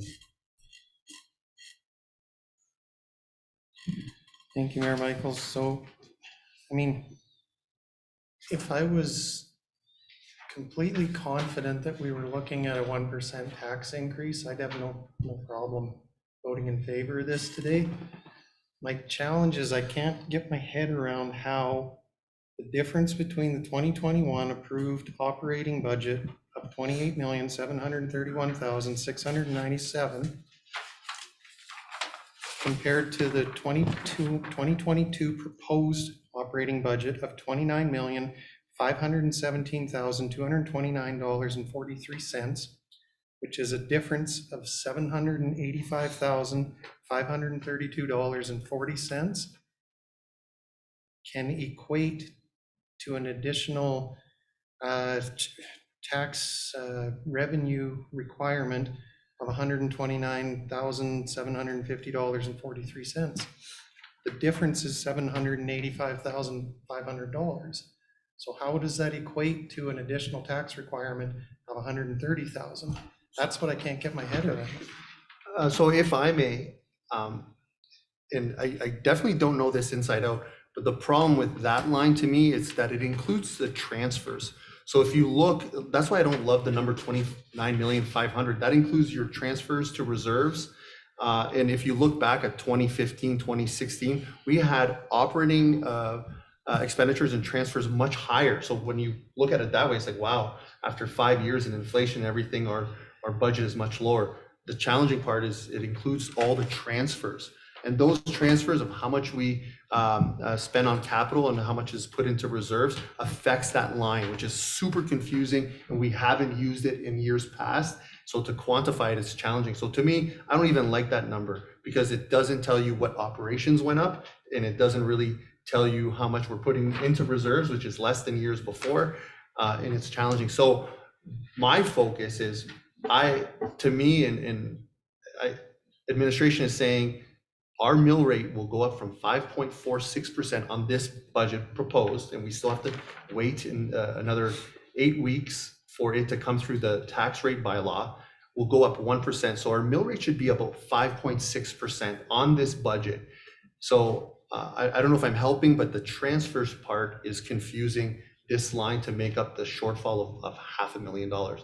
ICAO, any additional comments to bring some light to the 29.5 in relative to previous years? And thank you, sir. And through you to all of council, and I've heard, and I actually understand the math around there's an additional million or $1.1 million, that there's the additional 700 and a couple of things is, one, municipalities aren't linear. Every year is not the same. So just a gentle reminder to council is council and administration added operating business cases to this budget. So we added money into the budget that wasn't expected. Well, that's not fair. It was expected, but it's been included in the budget. So it's something that wasn't in the 2021 budget. It's now in the 2022 budget, and the town of Hinton is funding that. Another matter that I've spoken, and I'm not sure how publicly, but it's known, is we have a salaries increase, an obligated salaries increase in 2022 of just under $360,000. We must do it. And so that eats up almost half of your 785 right there. I can point to other areas where we've seen increased costs, both at the request of administration and at the direction of council. And we also know that inflation has been at 5% and 6% for the past year, and we know it's going to affect our operations in 2022. And so my team has been accounting for and anticipating some of those inflationary pressures. So it isn't unusual for municipalities to struggle with this year over year. I'm optimistic around wages and salaries for 2023, and I'll leave it at that. So with that, since I commented on Councillor Stashik, I'll go back if Councillor Stashik wanted to follow up. Yeah, I do.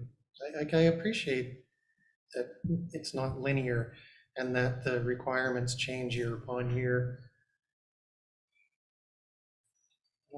As Mayor Michaels had indicated, because transfers are in there, maybe if those could be broken out somehow, we could see what the difference is so that I could understand that and be comfortable that we're looking at $130,000 increase over last year's taxation, with considering all the changes, considering the fact that it's not linear, which would equate to about a 1% tax increase. At this point, I'm just not comfortable in seeing how that $130,000 gets us to where we need to be compared to where we were last year. So if there's something that you could point to where I could look at it, where I could see it and understand better, I would appreciate. But at this point, there isn't anything. Thank you. Thank you, Councillor Stashik. Councillor LaBerge. And if I can just make comment to counter Councillor Stashik's question, because I asked the same question initially when we first looked at that the table that compared the 2 years. And what was explained to me is a $737,000 increase in revenue in our 0% tax scenario was because of changes from the provincial tax guy that comes in and says what we can charge. What do you call them?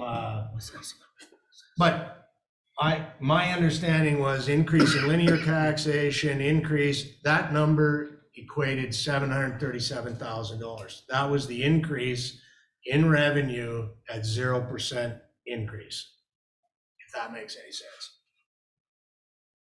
ICO, did you have a? Sorry, I could not speak to it. It's Assessor. the provincial assessor, yes, is the, and it is the provincial assessor that's involved in all the linear assessments. Our assessor does not. So. If I could follow up once more then. So, okay, so my understanding is there's some assumptions being made then about changes in linear assessment and changes in regular assessment that are factored into this to help come up with the $29,517,229, and that the $785,532 is taking into account those presumed changes to linear assessment, assessed value of properties, and all that. So because the taxation portion is not broken out of the 785,000, there is no easy thing to point to say that then. Is that correct? Sir, if I could, through you to Councillor Ostashek, excuse me. I just heard reference to assumptions made around assessment that equates to the 20. There's no assessment assumptions made around the $29 million amount. So the $29,517,229 amount, excuse me, is strictly proposed expenditures for 2022 and transfers. We make certain assumptions on anticipated linear growth and anticipated assessment growth, but we really rely on the 1% equaling $130,000 from last year. And so we tend to backcast a fair bit.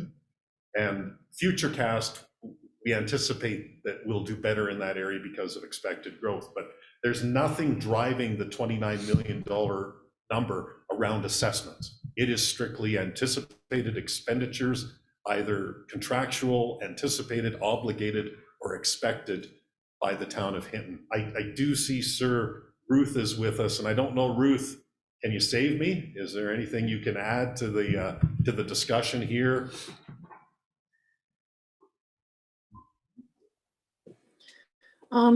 I would like to draw your attention in your consolidated operating budget 2022, the one with all the yellow on it, to the very first line, municipal taxation.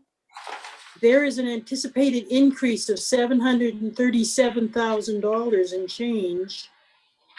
And I'm not prepared to be able to tonight to tell you what that anticipated increase was about, but I suspect it has something to do with changes in taxation that has been, from what I'm hearing about from the conversation around the table, increases due to changes in linear taxation or some other form Page of. 17. Ruth, that was page 17? Or? Yes, it is. Which line item? The very first line, it says municipal taxation.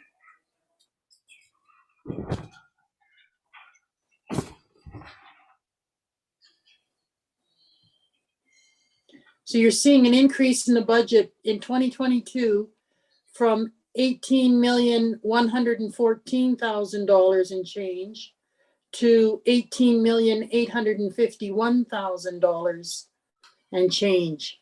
So that is approximately $737,000 increase in revenues. That's nothing to do with transfers or anything. So that's anticipated in the budget. So if you add all of the changes that have to happen because of the expenses that ICAO Hanlon has been talking about, so that does have an impact on your 129,000. So if you're looking at, I guess maybe what I suggest you do is look at the numbers from top down instead of between years. Because if you look at what was done in 2021, it's $737,000 short, all right on the first line. So if you look at what you're expecting from your taxation and your requisitions, the requisitions are not anticipated to change. You know, you've got that $737,000 is significant. So that's helping to cover some of the cost that is, and the cost increases that are increased during the year. Councillor Estache? Yeah, so that feeds back to what ICAO Hanlon was saying about assessment growth, changes in linear assessments, and that's how that's being captured. Got it. Okay. Thank you, Councillor Estache. Councillor Magoon? Yeah, thank you, Mr. Mayor. And as always, if it's the desire of council to have more time to look at something in order to have more support or ensure that they're making the right decision, I'll always go that way, because we're not under any kind of time crunch to do this evening. That being said, I think maybe my way of looking at this year's budget is a little different.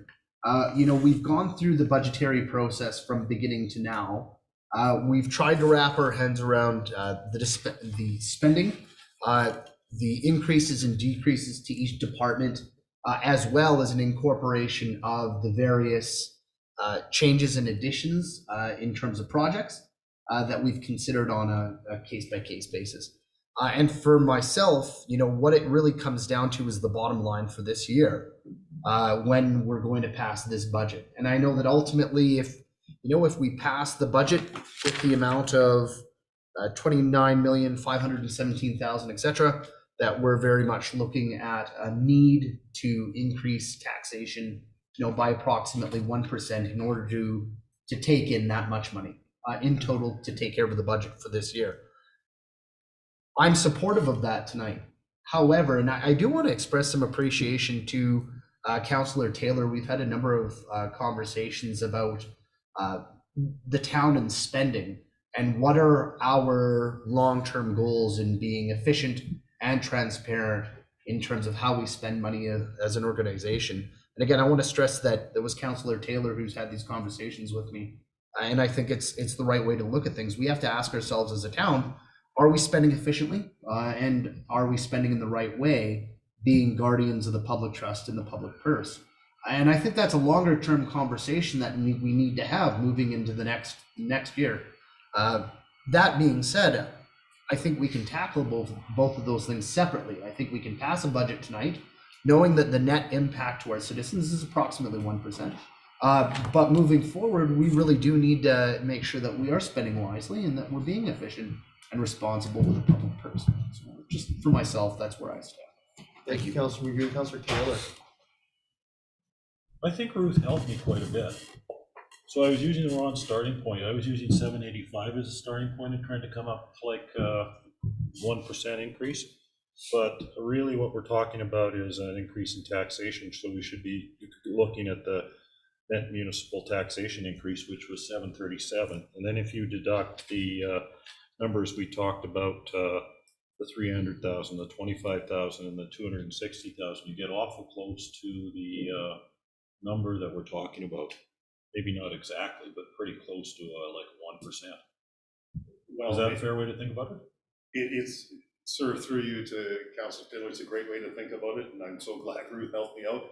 And the reason that it's not exactly there is, please just remember that those minor, well, I'm not going to say minor, but those incremental changes in the table, the $325,000 in reductions over approximately 120 GL codes, they're not reflected in this consolidated statement yet. So there'll be a bit of misalignment, but once those reductions are incorporated into the budget, once the transfer payment is made, once the other items are added, it should be very close. And if I could, just to reiterate, and it wouldn't be the first municipality that I've seen, is if administration misses on the budget so dramatically that when we come to set the tax rate is completely out of line with what we've presented to you here today, or you expected or anticipated, or what we communicate out of today's meeting. Again, we can amend the budget at that time, and I would fully expect administration, or excuse me, a council to say, Mr. Hanlon, we're not going to adopt this tax rate because we were counting on 1 or less. You promised 1 or less, and now it's substantially higher. And again, we do have that capacity at that time prior to setting the tax rate. And again, just to clarify, the preference would be, say, the last meeting in April, but we can come to the first meeting in May with our tax rate bylaw. And the reason I say preference is the tax rate bylaw, the first meeting in May, then makes it very tight to print and mail all of the tax notices. It just, so to council's broader questions, you do still have time. Councillor Taylor? Yeah, so I'm comfortable approving this because I understand it a little better, and I would also like to say, none of my questions or comments is meant as a reflection on you or your skill, because you've come in here with handicaps, you're new, you've got certain other concerns that you're dealing with. I appreciate everything you've done, and thank you very much. Thank you, Councillor Taylor. Councillor Race? Thank you, Mr. Mayor. To CAO, you have said it twice now. We can pass the budget. We're not locked in. If we see something end of April, beginning of May, that does not sit right with us, we can make some changes. I don't need to hear you say it 3 times. I appreciate what you're saying. And I'm saying that nicely. Thank you. Thank you, Councillor Race. Council? I'll be speaking in favor of this. Our tax rate bylaw is where the proof will be in the pudding. It should be based on what is presented in front of us. A residential mill rate should not exceed 5.6% or 5.6. Right now it is at 5.46%. A 1% mill rate increase increases it, like I said, 0.1 about. In end of April, early May, if the mill rate, that will be the number to look at, is more than 1% higher, then we have an issue based on this. And then we find out how the numbers land. And to me, a 1% mill rate increase is, I think, extremely fair to the taxpayer. But then again, there's a lot of understanding that is still left in this budget that for a council, this is our first budget and we set the foundation for 2023 and beyond. Or like I said, do we spend two more meetings really going into it and giving directions to change things? And if we're not willing to do that, I support moving forward and focusing on our next 3 budgets as a council. Thank you. Councillor Stashik. Thank you, Mayor Michaels. I'm speaking in favor of the proposed motion too. I was pretty comfortable with the budget as it was presented, and the last missing piece was how we got to that increase, which was helped a lot by the comments from, and I apologize again, I don't know her last name, but I'll refer to her as Ruth. That helped a lot in understanding the final piece that made me comfortable in understanding how we got to the number that we got to. One thing I do want to caution a little bit, like there's always talks about mill rate increase and how much that mill rate increase is going to be. But as has been referred to a couple times tonight, it depends a lot on what assessments come back at. If assessments go up, that mill rate number might actually go down, and we're still generating the $29,517,229.43 that we need to be able to keep this budget. So I just want to caution people, don't fixate at this point on the change in the mill rate. The number to pay attention to is the budget number that's passed, and then the tax rate bylaw is set and adjusted to achieve the number that we passed with the budget. So the mill rate might change slightly, and there are occasions where it could even go down. and it still generates an increase in revenues. That said, I'm supporting the proposed motion. Thank you. Thank you, Councillor Stashik. Councillor LaBerge? In regard to the motion, I do think that number needs to change. And I just, if everyone would just, you take a look at this last column on this long sheet. So we have a subtotal of $34,804,000 after the adjustment for the 3 and the 300,000 and 25,000. And then we saved off of that 325,236. We didn't save 260 because what we're trying to come up with here is what our budgeted number is. Is that correct? And then you take off the amortization. The number's actually 29,777,229.43. You got to add the 260 back in to the amount, because when you're calculating that 29.5, you're taking that 260 off of the budgeted number. What we're trying to come up with is, what did we budget to spend? We budgeted to spend the 29.5, but also the 260. That has to go in there. The number's 29,777,229.43 that we would be approving. Thank you. Thank you, Councillor LaBerge. Administration, any comments on that? Sir, I guess I'm gonna start, and it's Ruth Bowden is with us as well. And my apologies for not introducing Ruth to council earlier. With all respect to Councillor Barge, I do not believe that would be the appropriate way to incorporate this transfer of funds from the accumulated surplus. I'm not an accountant, and I'm going to ask actually if Ruth can join us. But Ruth, if we could just get a bit of a sense, I don't know, I'm going to wait till you join us. Ruth, did you hear Councillor Labarge's question? Some of it. So maybe, sir, would you prefer you or I? Well, I mean, I'll run through it again. Ruth, I'm looking at, does Ruth have this? She does not, but I'll read along. Okay, well, I mean, here's the numbers. So on the 14th, administration brought us a budget of $34,479,000.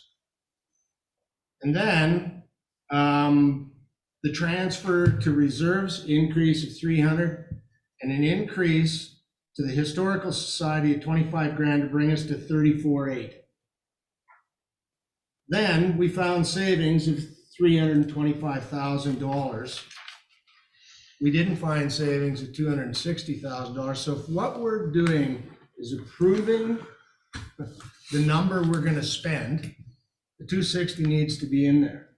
We can pretend like we're not spending the 260, but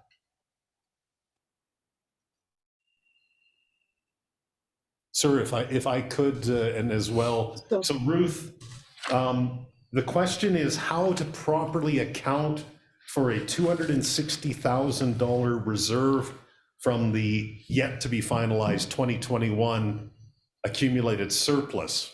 So we would be bringing that in as a revenue, but Councillor Labarge is wondering, how do we properly account for that in the budget number for 2022?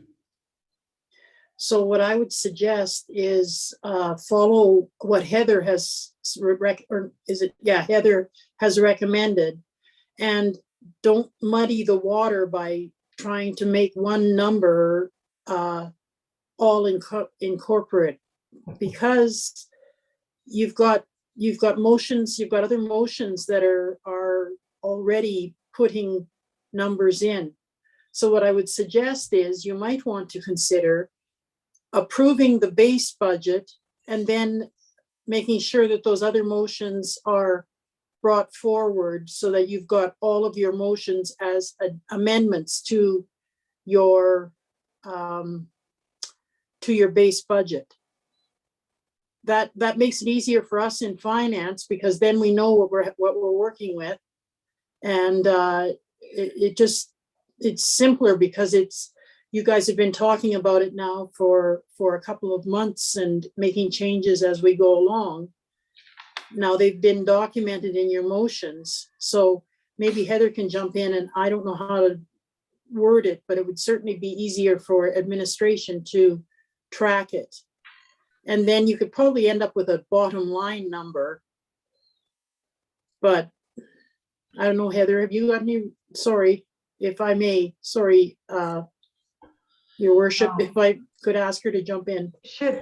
Yeah, through the chair. I think that what's on the table now in front of council to vote on includes those motions by the, as was originally presented February 1st, 2022, incorporating all budget amendments as detailed as attachment 1. So that does, the 29,517,229.43 does reflect all those amendments once everything's finalized and the audit is finalized. That's how I would understand it, Ruth. Just keep it simple, because there's still going to be work, that transfers, et cetera, that has to go on behind the scenes to get to that point. That is correct. Thank you, sir. I don't believe Councillor Labarge is questioning the 260,000. I think his question is a legitimate question that unfortunately I can't answer at this time regarding the accounting of that 260,000 within the proposed 2022 budget. And again, and I hate to be the one that suggests this, but I think it's a relatively simple question of the appropriately educated person in this area that could be brought back, and I hate to do this, but could be brought back to the next council meeting with that question answered, clarified. Can I just, maybe this helps then, because really, I wasn't concerning myself with the accounting of the whole thing, but this line item here is labeled budgeted operating expenditures and transfers. That $260,000 is part of our budgeted operating expenditures and transfers. Yes. And perhaps if I could just speak to that, sir, to Councillor Labarge, and that is budgeted expenditures and transfers out of a particular budget. So for instance, there is a transfer out of the accumulated surplus once it's confirmed that's been approved by the motion of council. So we talked earlier that we have other expenditures. Well, we've got many expenditures, but we've got other transfers that are proposed within the 2022 budget that transfer monies from reserves or from other areas to other reserves. This is different, and I don't suppose this is not the same as those transfers. I understand that it appears the same. My greater concern is just the correct accounting of it. And I guess I need some time to confirm how that's best done. Thank you, ICA. I'll have Councillor Stashik, then Councillor Magoon. Thank you, Mayor Michaels. So it's not a unique situation that we have a source of revenue that we're using to offset taxation. It's happened before. It's happened with COVID relief money. It's happened with surplus taxation collected was applied to a budget. And it's not, to my recollection, it's not captured separately in the budget document. But I do fully understand and appreciate what Councillor Labarge is saying, and it bears mentioning, and it bears remembering when we're doing the 2023 budget, there's $260,000, if all things are being equal, there's $260,000 worth of operating budget expenditures that are going to have to be covered from somewhere just to keep things square and flat, all things equal. Because this year we're choosing, council made a conscious decision to offset $260,000 of taxation with accumulated surplus money. That's not always going to be the case, but the $260,000 in expenditure is still there, and that's equivalent, based on the $130,000 equaling 1%, that's equivalent to a 2% tax increase that's automatically on the books for 2023, all things being equal, because that $260,000 in accumulated surplus contribution isn't going to be there to offset it.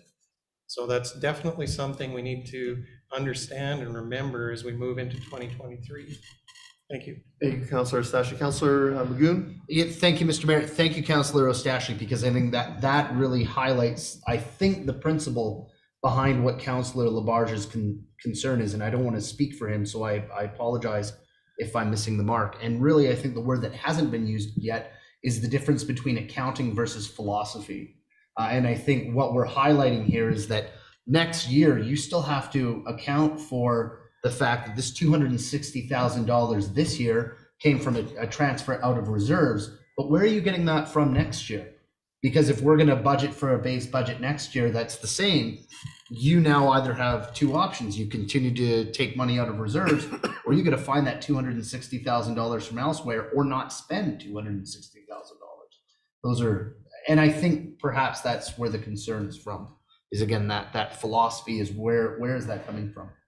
Thank you. Thank you, Councillor Magoon. Councillor Race? Thank you, Mr. Mayor. Is there any way, CAO, that we could do a screenshot or send an email to Ruth and Heather of this sheet so we're all seeing the same information? I think we've done that. Okay. Sorry, I believe we've done that, sir, through you to Councillor Race, so that they do have it. I will say, certainly administratively, I agree with the philosophical discussion of this, that certainly the $260,000 is identified by administration as being a one-time transfer in 2021, and how will it be addressed? Because it's in the budget, and obviously it's an amount of money that continues forward unless it's removed from the budget. So how do we fund it going forward? And I have some ideas to that, but I think maybe if I could stay philosophical for a moment, is I would expect very quickly upon completion of the tax rate bylaw and getting the tax notices out to come back to council and actually start the 2023 budget discussions with council. And I would be anticipating that we would get you a better, clearer process than we've struggled through this year. And there's some reasons for that. And I'm not going to muck about with the reasons, but in and amongst those things, philosophically, I would expect, for instance, I call them marching orders, but marching orders of council that says, listen, that 260, there's no reserve transfers in 2023. And council requests the following in the 2023 budget, whatever that might be. I don't want to float anything because I certainly do not wish to speak for the seven of you, but I would expect that right out of the gate. And then it becomes our role and our responsibility with that philosophical direction to bring something back that council can look at and can comment on and ask questions of, and we can be in a better position to answer those questions going forward. Thank you. Council? Anything further before I call to the question? Councillor LaBerge? Can I see the motion one more time, please?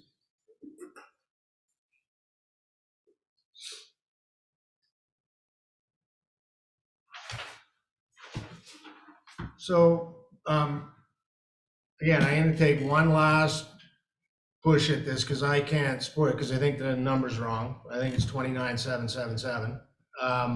Because what that number says is what are we gonna spend next year? It's not saying what are we gonna tax people, what are we gonna, it's gonna be a 3% or 2%. It says what are we gonna spend? And we're gonna spend 260 as well on top of that 29,517. So again, I go back to it and say that number is 27,777,444.43. Thank you, Councillor LaBerge. Councillor Magoon? Yeah, if I may, and I apologize, Councillor Labarge, the number isn't saying what we're gonna spend. That number is how much do we need to requisition as a municipality in order to move next year's budget forward? Because we already have certain amounts of dollars that are coming in and out of transfers to reserves. It's not how much we're gonna spend. And so that's the philosophical difference.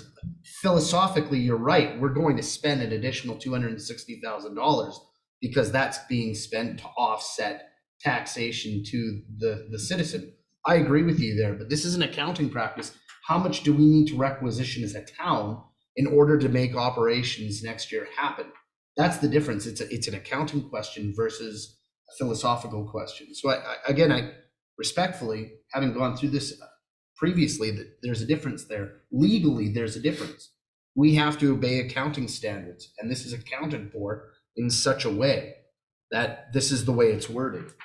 So again, it's just, I agree with you philosophically, but in order to make the budget happen, that's the number that is accurate according to the accounting standards, unless there's information I don't have.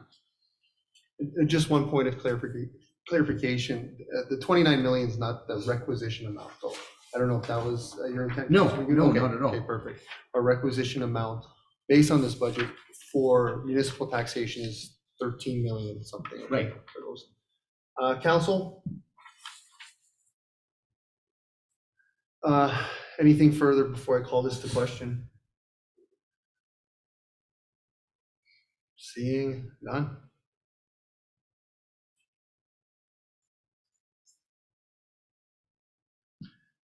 I'll call to question that council approve the 2022 operating budget in the amount of $29,517,229.43 and the 2023 to 2025 operating plan as was originally presented February 1st, 2022, incorporating all budget amendments as detailed in attachment 1. Council, all those in favor? Opposed? That's carried 6-1. And council, I'm going to do a 10-minute recess and we'll reconvene at 6:20. Thank you. Thank you, council.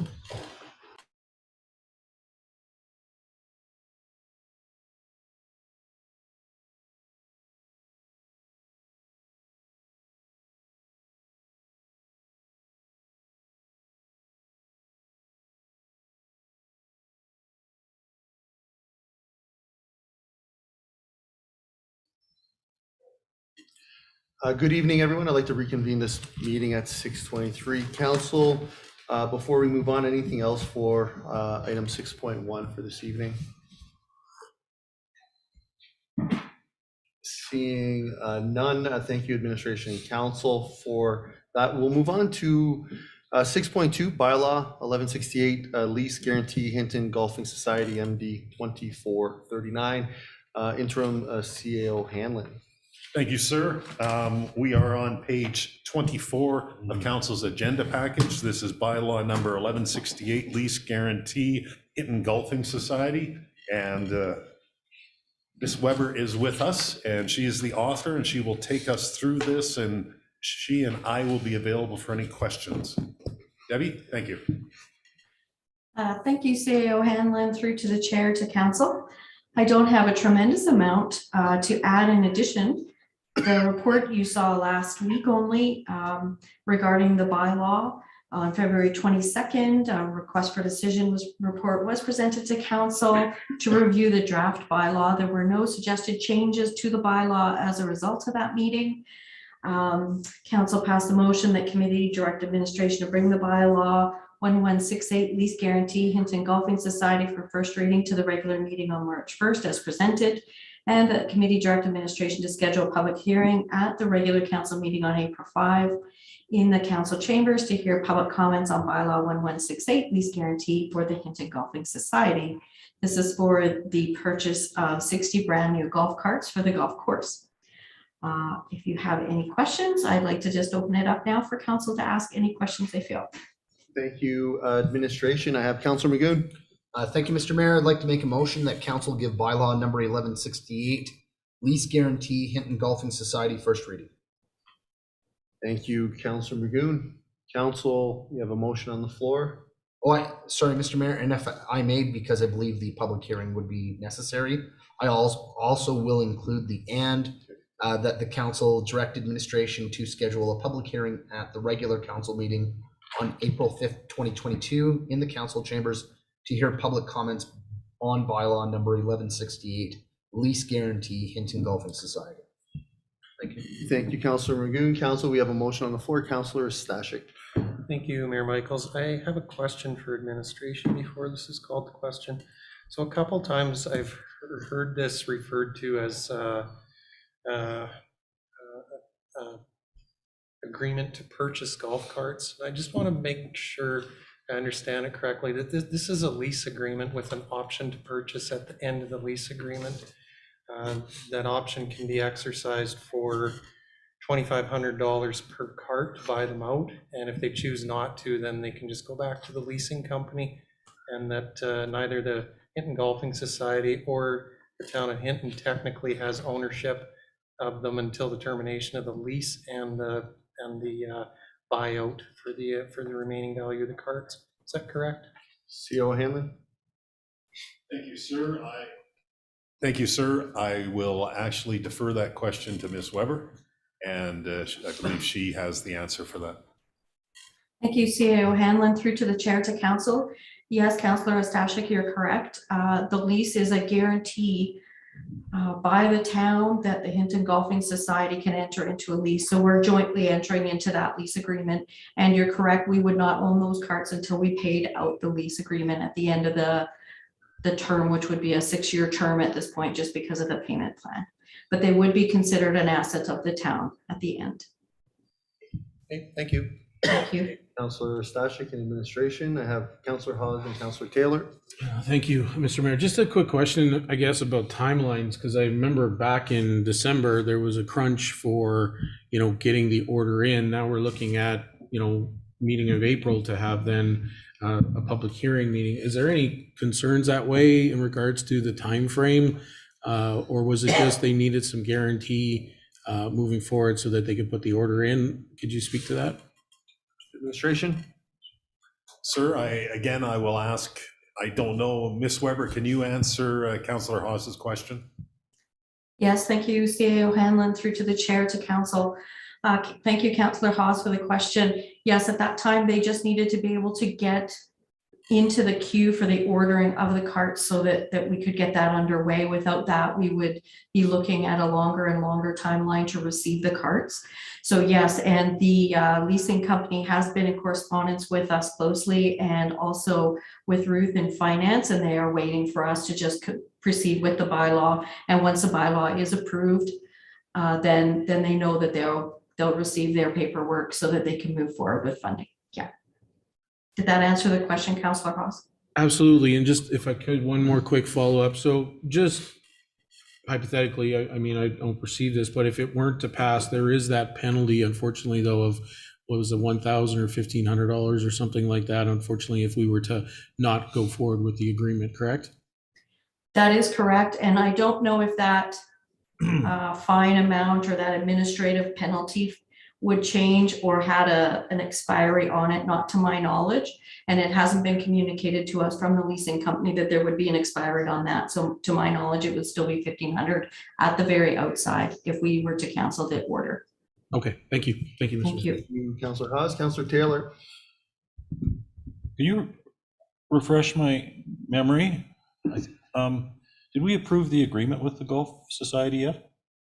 Administration.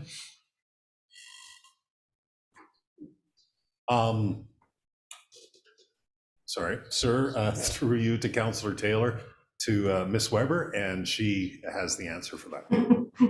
Thank you, CAO Hanlon, through the chair to Councillor Taylor. I am currently working on the agreement. I've got legal making some adjustments, and then that operating agreement will be going to the society. I have been talking just about weekly with the society about that. We're going back and forth finalizing asset lists, etc. So that has not been signed. It should come before council by the middle of this month. Perfect, thanks. Thank you. Councillor Taylor. Council, anything further? Seeing none, I'll call to question that the council give bylaw 1168 lease guarantee Hinton Golfing Society first reading, and that council direct administration to schedule a public hearing at the regular council meeting on April 5th, 2022 in the council chambers to hear public comments on bylaw 1168 lease guarantee Hinton Golf Society. Council, all those in favor? That's passed unanimously. Council, anything further for this item this evening? Seeing none, thank you, administration and council. That will bring us to 6.3, Beaver Boardwalk Rehabilitation Project Amendment, ICO Hanlon. Thank you, sir. Through you to all of council. I am going to pass this item on to the author, Mr. Van Claveren. We are on page 32 of your agenda package. And I'll ask Hans to take us through this, and he and I will be available for any questions that council may have. Thank you. Go ahead, Hans. Thank you, CEO Hanlon, and through the chair to the rest of council. So basically what you see in front of you is a report on the situation that we have regarding the Beaver Boardwalk work that has been in the docket for a long period of time. And to the current circumstances, we have to amend the project based on the, let's say, realization what we see in the outside in the weather and the circumstances. What an important thing for administration was to make sure that we would connect with the grant funder, our contractor, of course, other possibilities, and of course the Beaver Boardwalk Oversight Committee. So in front of you, you see 3 scenarios. We, of course, discussed all kinds of options and possibilities within the, let's say, the realm that we have. But we came to the conclusion that scenario 1 and 2, also by the Beaver Boardwalk Oversight Committee, were the 2 scenarios to amend the project for the contractor to stay within the ability for us to finish work in the wetland under the contract that we have with our current retained contractor to start as soon as possible this adjusted scope. The adjusted scope is basically, we had 4 projects, 4 sections that we call them. Section 1, the small section, can be done with an extension towards the east. So basically extending not the first 20 meters only, but extending to the east. Section 2 cannot be done. Section 3 can not be done, and section 4 can also be done, but then approached from the east side. That means that a section of boardwalk has to be lifted temporarily and put back, which is situated on the town travel, basically gravel trail coming from the bike park. Those changes are needed, like I said, based on the circumstances that we saw in the assessment. With the contractor, there's no water underneath the ice. The ice floor is not thick enough, no opportunity to do anything else. We look, of course, into other opportunities, but this is the recommendation. So to work within the grant to execute scenario 1 and 2, which basically is 2 sections of the original project, but both extended to make sure that we can utilize the grant for this winter time before the June, when the grant has to be finalized and reported back, and do this amendment with the council's discussion and approval. So you see that as a recommendation number 1 in our report, and of course now open for discussion or questions from council. Thank you. Thank you, administration, council. Any questions? Councillor Taylor.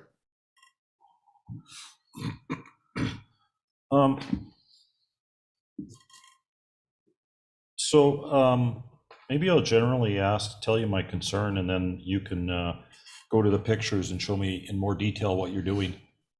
My general concern is that we had priorities to do 4 priority areas, but because of environmental conditions, we can only do 2 of those priority areas. So now, in order to spend the money, we're going to do extra work on those priority areas, on work that wasn't planned and isn't urgent. That's sort of the impression I get by reading this, rather than wait till next year and do some of the work on the other 2 areas when we could have transferred the MSP grant to one of the 26 capital projects that we had, and then we would have extra money that we could just take out of surplus to do things. So I guess if I go to scenario 1, the colored picture there, we were going to do the red and the blue, and now we're going to do the black. Administration. Thank you, Mr. Chair, and through to Councillor Taylor and the rest of council. So for scenario 1, we were going to do the red section. The blue section is the section that is going to be in need, let's say, the soonest for additional repair and rehabilitation. but was not yet on it. Black is indeed also not yet on the docket for rehabilitation, but would be done now with the change of scope. So only the red section was part of the original scope. The blue and the black are the additional. The same basically goes for the other area. So that's section number 4 in scenario 2. The red section is part of the rehabilitation work already first approved and part of the scope.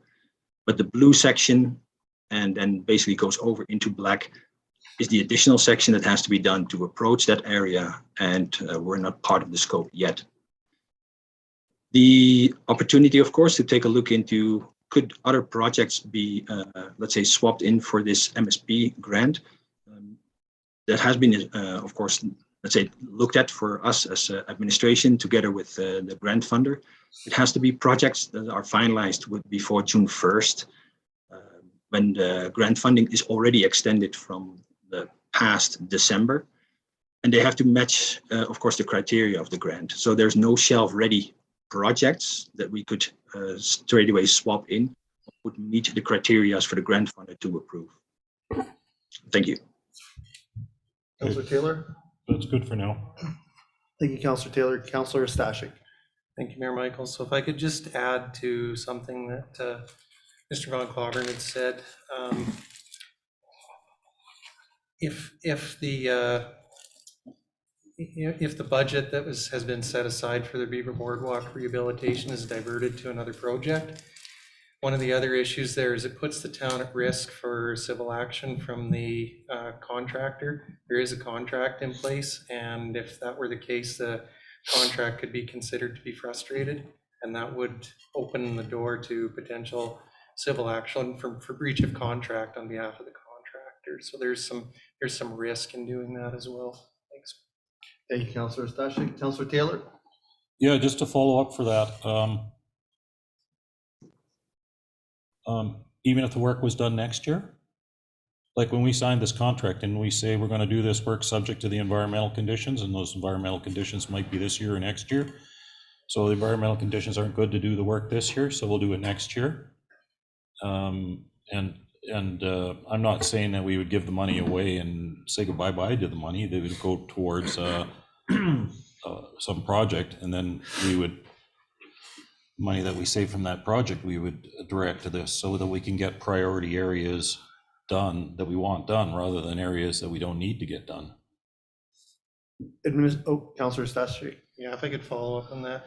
So there was it was not an open-ended contract in terms of timelines, and it's not fair or reasonable to expect a contractor to sit on a bid price for an extended period of time due to fluctuations in material costs. And so even if that were suggested to the contractor, it could still lead to some type of action on their part. Councillor Taylor? Anything further? Thank you. Councillor Hawes? I guess just some clarification, because the way I understand it as well is the grant, we have to use the grant by June 1st of 2022. Is that not correct, Mr. Van Claveren? Administration? Thank you, Chair, and through to Councillor Haas. So the grant has to be used for 2022 June, correct? Because that's the extension we received. Right. So I guess, Mike, to waiting until next year, we aren't going to have the conditions to do what we originally planned, because we have to use the dollars by June 1st of 2022. And as the report said, there was a request to potentially look at the end of 2022 or even the first months of 2023, and it was said it would be unsuccessful.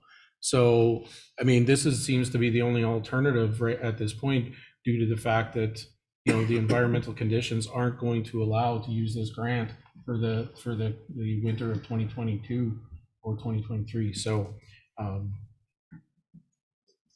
thank you. Thank you, Councillor Hawes. Council? Councillor Hawes? So I'd like to move the council approve to amend the contract with Fine Line Services to alter the scope of the Beaver Boardwalk Rehabilitation Project to execute Scenario 1 and Scenario 2 funded by the MSP grant, and not to exceed the allocated $300,000. If I can speak to it. Yep. You know, it's unfortunate that our weather, it's strange that we had one of the coldest winters, but it wasn't long enough in order to, I guess, to provide the conditions necessary to do this work. You know, and the last thing I want to do is to potentially lose this grant as well, because that's my understanding that if we don't use this, it has to go back. And the fact that we don't have any shovel-ready projects currently in the hopper at this time. So I think this is the best movement forward. And I know the BBOC had discussed this in length as well. In fact, I think they even had an emergency meeting for the BBOC to discuss this, and those their recommendations as well. So I think it makes the best out of, you know, the situation that it is, and some sections get the sections that can get rehabilitated in the weather conditions and utilizes this grant. Thank you. Thank you, Councillor Hawes. Council, we have a motion on the floor. Councillor Taylor. Yeah, I see little black circles here, and are we going to be using what do you call those little things? Screw piles on every single part of the boardwalk here? Administration. And thank you, Chair, and through to Councillor Taylor and the rest of Council.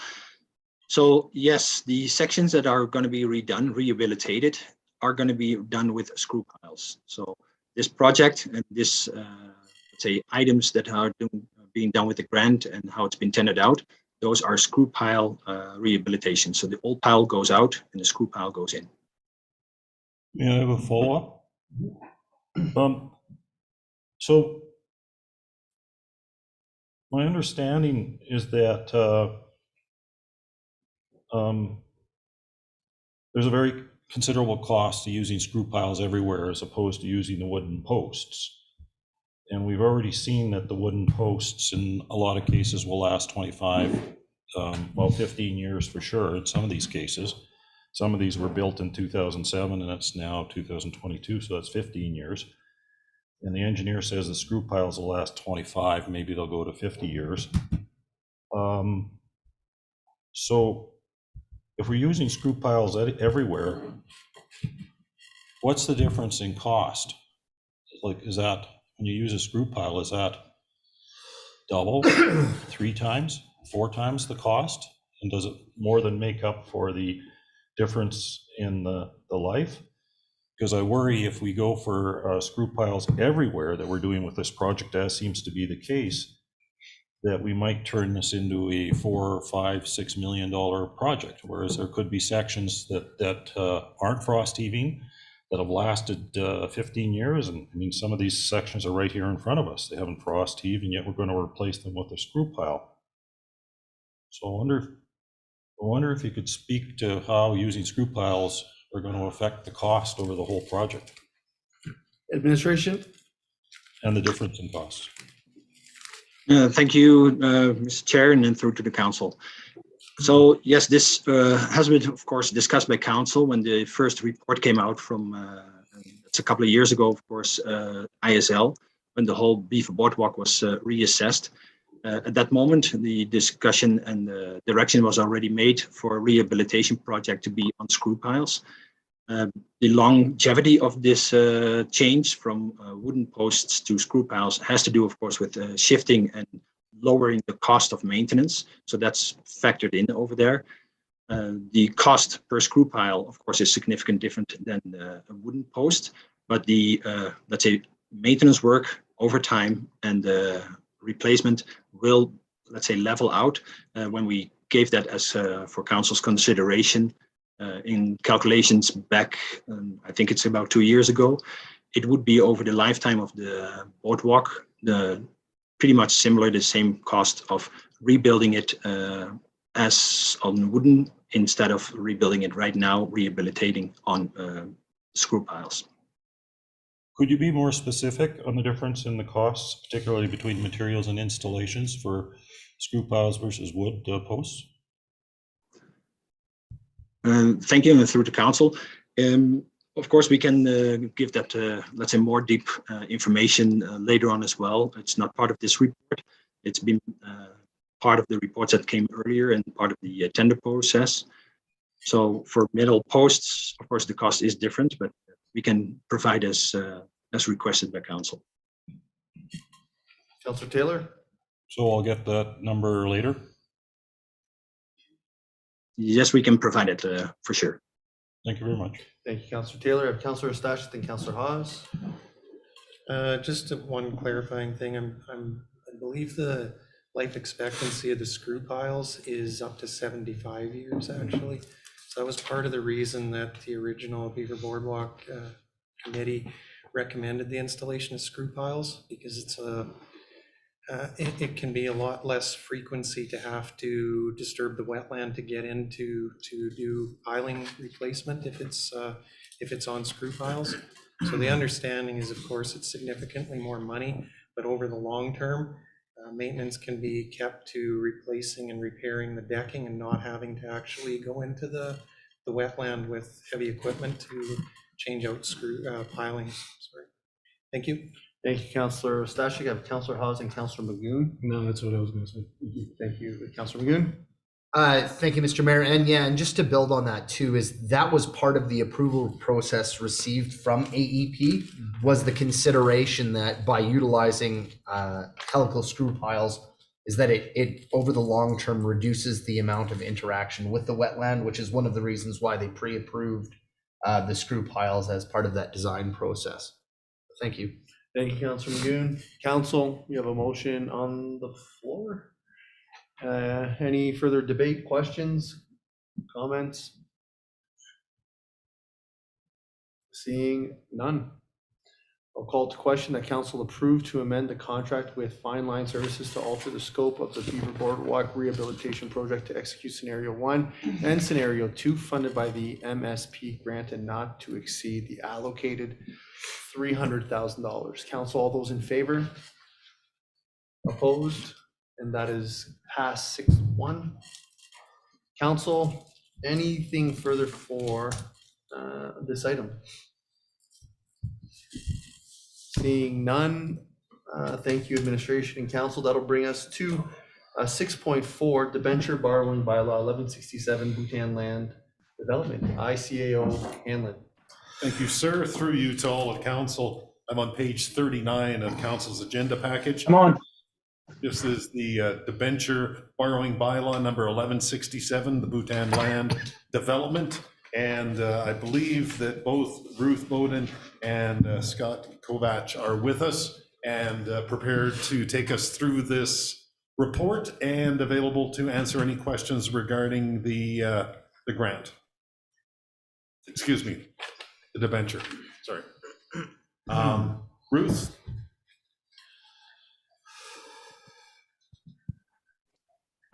I'd like to defer to Scott. He has more history with regards to the background and whatnot. I was only there assisting him with the actual numbers, if Scott is there.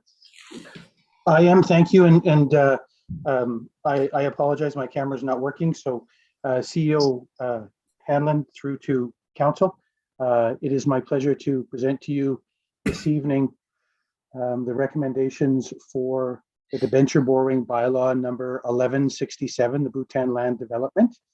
And so you'll have in front of me the recommendation that council agreed to give first reading to authorization of the debenture bylaw number 1167 as presented, and further request administration to proceed with the mandatory advertising. You'll have in your package the background for the debenture of approximately or exactly $820,000 required for site servicing and development of the Bhutan lands to leverage the CMHC grant funding approved for the Rapid Housing Initiative. It was recommended that by Development and Infrastructure Services that the town pursue an RHI grant based on the recommendations that council endorse a construction plan for the development of 8 affordable units on the Bhutan lands and undertake a debenture for $820,000 based on the operational business case that was presented. The financial impact of holding the debenture for the town of Hinton would be periodic principal and interest payments throughout each year. And the combination of the principal and principal and interest payments are estimated to not exceed $95,900 a year based on calculations using an interest of 3.8% for a term of 10 years, obtained from the Alberta Government Loans to Local Authorities website as of February 16th, 2022. Terms set out are specifically identified within the borrowing bylaw, and these terms are set by a floating rate on money and borrowing in the market and will be subject to changes until application is made and approved in May of 2022. Thank you, Mr. Kovach. Council, Councillor Taylor.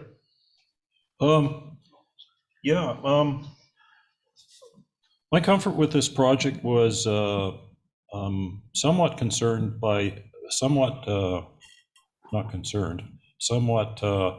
achieved with the desire to build 10, not 8 units, because that brought the cost down 20 or 25% to me, from something that was highly excessive to something that was not so excessive. So what kind of progress are we making on the 10-unit plan versus the 8-unit plan? Because that might actually influence my approval.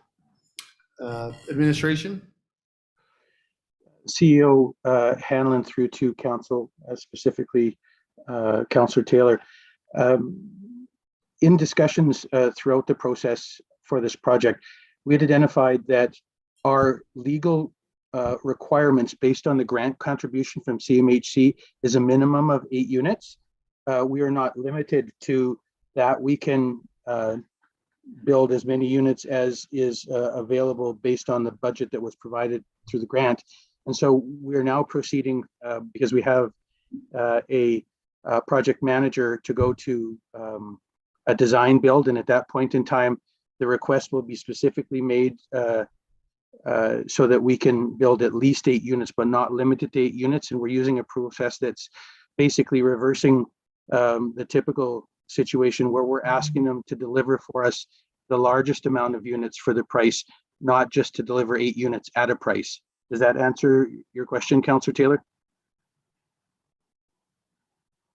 No, doesn't give me the comfort that I wanted, no. Mr. Russo, I saw you jump on. Did you want to comment regarding this, or are you just joining us? Thank you, Mr. Mayor, and through to council and to Councillor Taylor. If I may just try and address what your question is that I remember the conversation where we looked at 8 units and we did the math backward, and we said, well, that's pretty expensive for 8 units. If you do the math backward, you can probably get a much better unit elsewhere.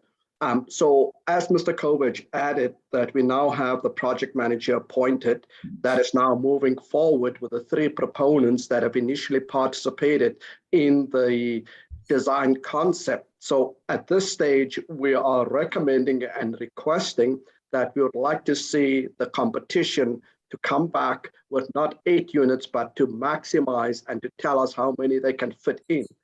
With the debenture bylaw at 820,000, council may recall that we actually needed 600,000, but in order to get ourselves service ready for a proposed greater amount of units and phase 2 to start, that is why the 820,000 has been requested. So going forward, we will not be accepting only 8 units. We will be accepting the proponent that can demonstrate to give us at least a minimum, and we'll likely put in 10 and then come up so that we don't compromise, 1, the square footage, 2, to maximize the land that we have in terms of configuration.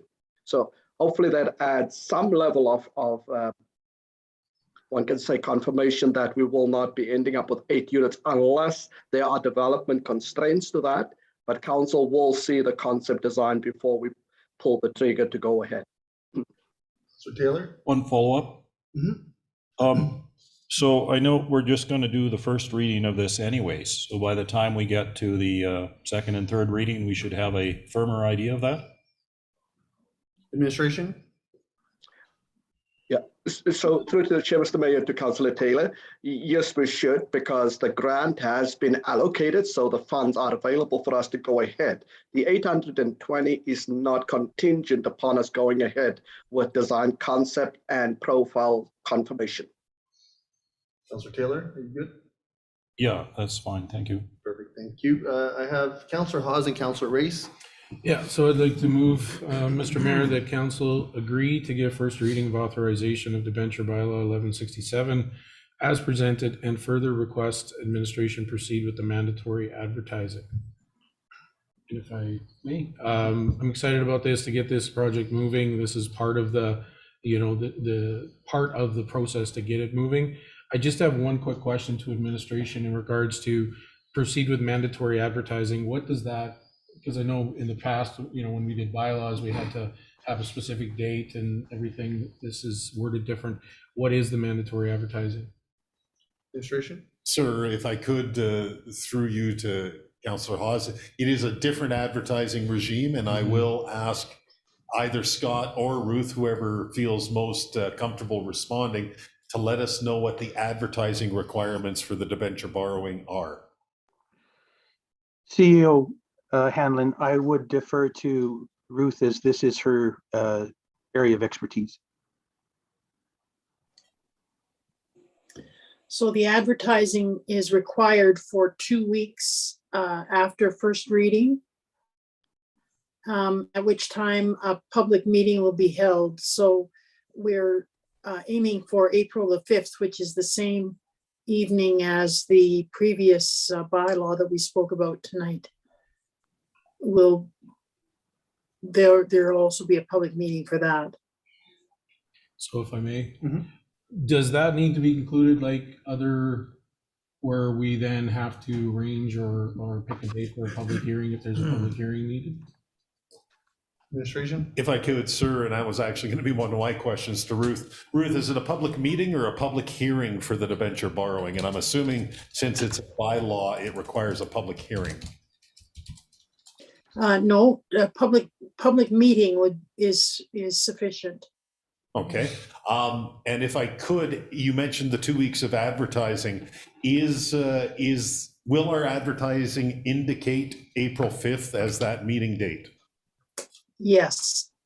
Then what I would ask of council is perhaps to, if agreeable, to amend the motion to establish a meeting date for April 5th. And do we have a time established?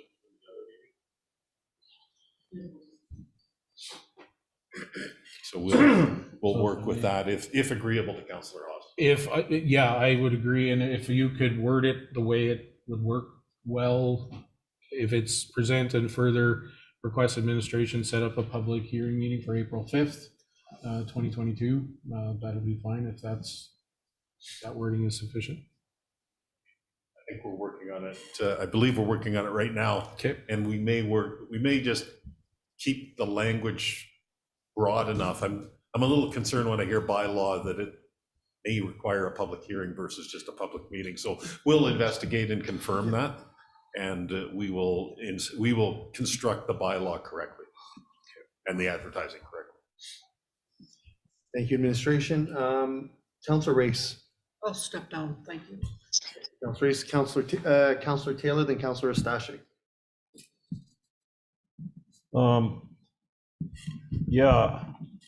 This is just a question. Why are we borrowing the money when we have $13.56 million in the reserves? Like, I mean, the haven't finished. Principle that I grew up with was it's never better to borrow, because you borrow at this rate and then your money in the bank gets this rate, and there's always a gap there. So in this case, we're borrowing all the money, whereas the alternative could be that we borrow none of it and we take money from our massive reserves or surplus account.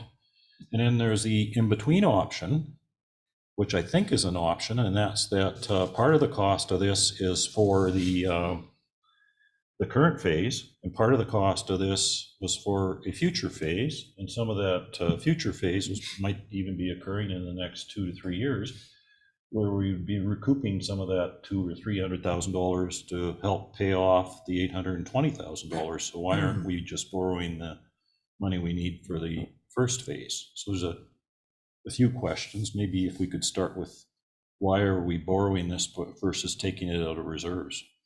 Administration? Sir, if I could, and I'm going to probably ask Ruth and Scott to help me, but I'll start. And I believe it's because the majority of our reserves are restricted. And so I'm going to ask Scott and Ruth to enter in if they wish, but I don't believe any of those restricted reserves have the ability to be utilized specifically for this servicing requirement. And have we investigated that, Ruth or Scott? ICO Hanlon, I can just bring you up to speed on where we started down this road. When we had received a notification of the grant contribution, I had a conversation with our Director of Corporate Services, and the conversation really was how do we finance this, and we started down the path of the debenture, and I wasn't necessarily privy to the information that would have led us to that point, but I trusted the information that our Director of Corporate Services provided me with, and I thank Ruth for taking up the gauntlet and helping me finish it in the absence of our Director of Corporate Services. So really the answer is that that was the path that was provided by our director at the time. Councillor Taylor? In respect to your point, we can always move money between reserves. That's even restricted reserves. Sir, through you to Councillor Taylor, that is correct. And I don't know if I could ask just Ruth, do you have the current balances, the status of our reserves and restricted reserves available? I don't have them with me here tonight, so I don't know if you have them or. I don't have them, and I apologize. I didn't realize that this was going to be an option, or I would have been better prepared for answering the question, but I can certainly look into this and come back to council with that information. Councillor Taylor? Like I said, it's not a hill I'm prepared to die on. I mean, if other councillors are interested in this, yeah, but if not, let's just move on. Thank you. I have Councillor Stashik, Haas, and LaBerge. Thank you, Mayor Michaels. Yeah, I'll be speaking in favor of the proposed motion. It's obviously the first step in getting things moving towards getting some attainable housing built, some more attainable housing built in our community.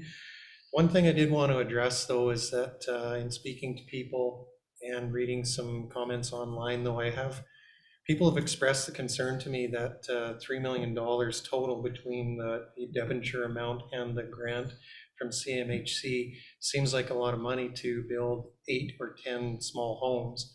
So I just want to clarify and try and address that misunderstanding that it's not just the cost to build the 8 or 10 small homes, it's to do all of the underground and surface infrastructure for all of phase 1, where the small homes are going to be, and as in addition, a portion of phase 2 is going to be serviced so that phase 2 is ready for construction as well. So just wanted to make sure that's clear and that there's an understanding that it's $3 million is going towards more than just building some small residences.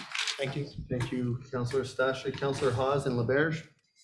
Yeah, I think, I mean, with the recommendation of the debentures, and my understanding too is we may have that in reserve, but all of that is pretty much earmarked for capital projects down the way too, down into the future as well. So I guess to have that conversation of whether this comes from debenture reserves, that's a bigger conversation in my opinion, because then if it's going to take things off the table, potentially in the future for capital projects. So that's where I'm comfortable with the debenture, and to speak to Councillor Stashik as well, is we're also that debenture is investing into those future opportunities for that area as well, as stated. So thank you. Thank you, Councillor Haas. Councillor LaBerge? I'll be speaking in favor of this as well. I mean, I think now's the time to borrow. I think we're going to see interest rates begin to move. And I would just as soon deploy those savings when we're looking at interest rates of 8 or 9% as opposed to 3%. I guess my bigger question would be, I heard floating rate. I mean, now's the time when we should probably talk about with our lending institution if there's a potential of locking this thing in. Administration? That's my thought. Administration, any comment on the floating rate versus fixed rate approach from administration? Sir, through you to Councillor Labarge and to all of council, I believe that is what we've got from the Alberta Capital Financing Authority is the floating rate. Now, I am looking to Scott and Ruth. Do they offer a fixed rate alternative or option on the 10-year amortization, or is it only the floating rate? If I may, interim CAO Hanlon through to council.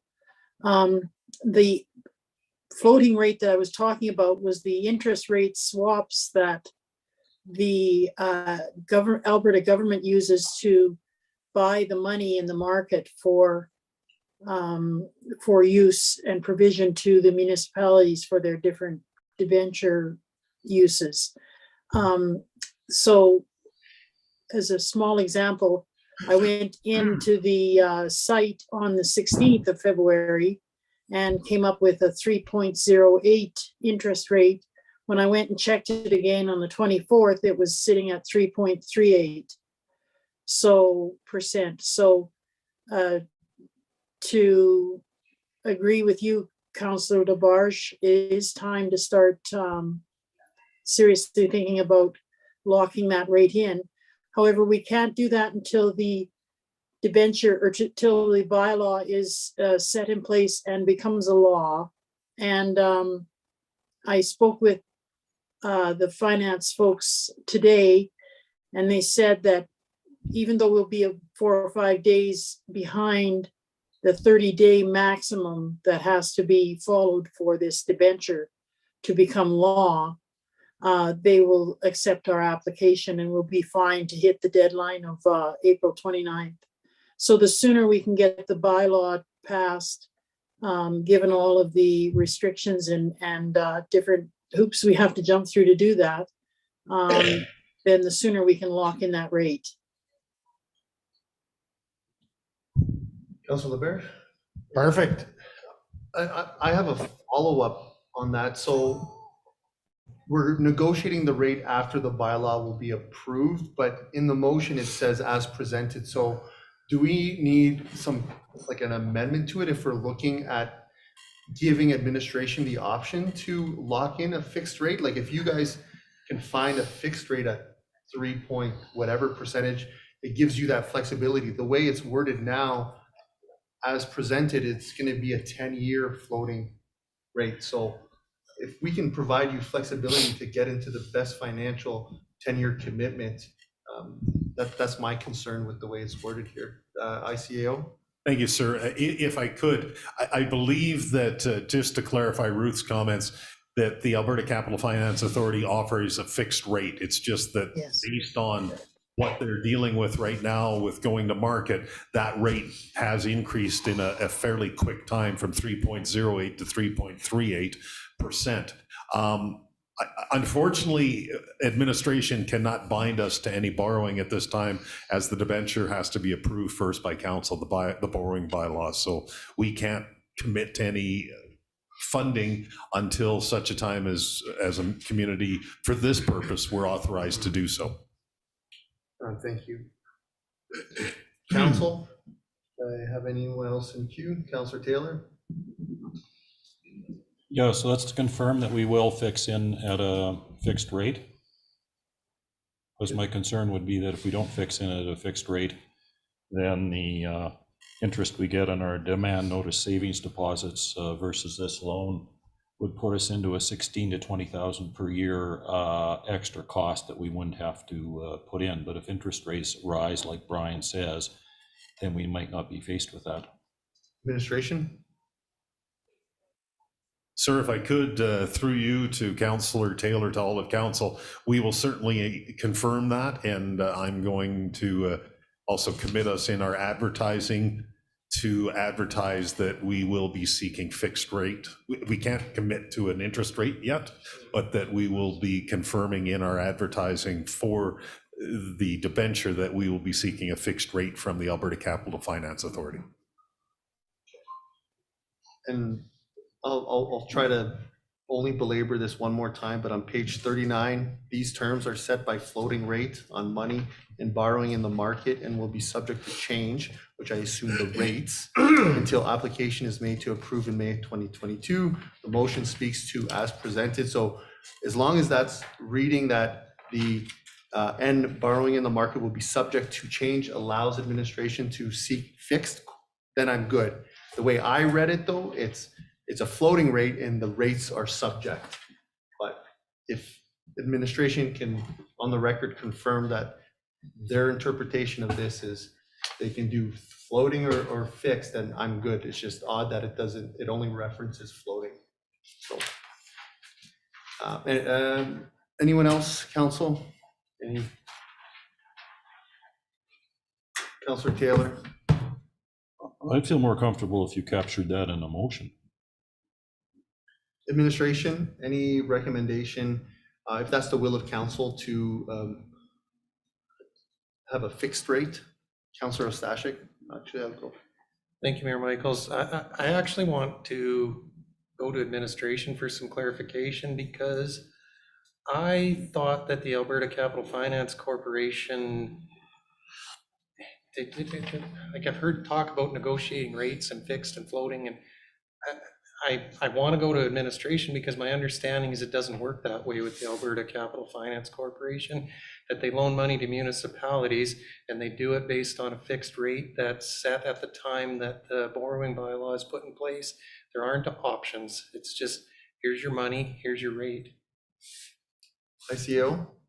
Sir, if I could, through you to Councillor Ostachek and to all of council, that is correct. And let me try to explain this a little further. There are, and I believe, Ruth, there are 4 intake dates through the year. I see a nod. And so what that means is there are deadlines that municipalities have to meet quarterly. It allows the Alberta Capital Finance Authority to recognize the volume of lending being sought by its municipal partners. And so it goes to the market knowing it needs to secure $1 million in finance or $10 billion in finance, which gives it a great deal of flexibility to negotiate with lenders and secure for the benefit of those municipalities. But my understanding is, quite correctly, and when you use the Alberta Capital Finance Authority calculator, it's a fixed, it gives you payments twice a year for the 10 years, and it's fixed on an interest amount that is confirmed at the time. Unfortunately, what we don't know today is the exact amount of that percentage, but it is a fixed amount. Councillor Stashik, thank you for that. Council? Anything further before I call this to question? Seeing none. I'll call to question that council agree to give first reading of the authorization of debenture bylaw 1167 as presented, and further request administration proceed with the mandatory advertising, and that council direct administration to schedule a public hearing at the regular council meeting on April 5th, 2022 in the council chambers to hear public comments by bylaw 1167 debenture bylaw for Bhutan land development. I have Councillor Ostashik. Sorry. Thank you, Mayor Michaels. Just a bit of a concern about the wording. I thought that ICO Hanlon had indicated earlier that he wanted the wording to be kept a little bit more vague than that, as there was some unsurety about whether it was a public hearing or it just had to be part of a public meeting. ICO Hanlon? And I guess if we could maybe leave that up, Jen, or I just don't think we're very, very quickly, sir. I'm going to actually just ask, Ruth, I see on your computer, have you been able to confirm if it's a public hearing or a public meeting? You're muted. Sorry, it is a public meeting Okay. in the MGA. Okay, excellent. So it will be, then we'll change that wording and it'll be public meeting. Okay, I'll give administration a moment to change that. Thank you, Ruth.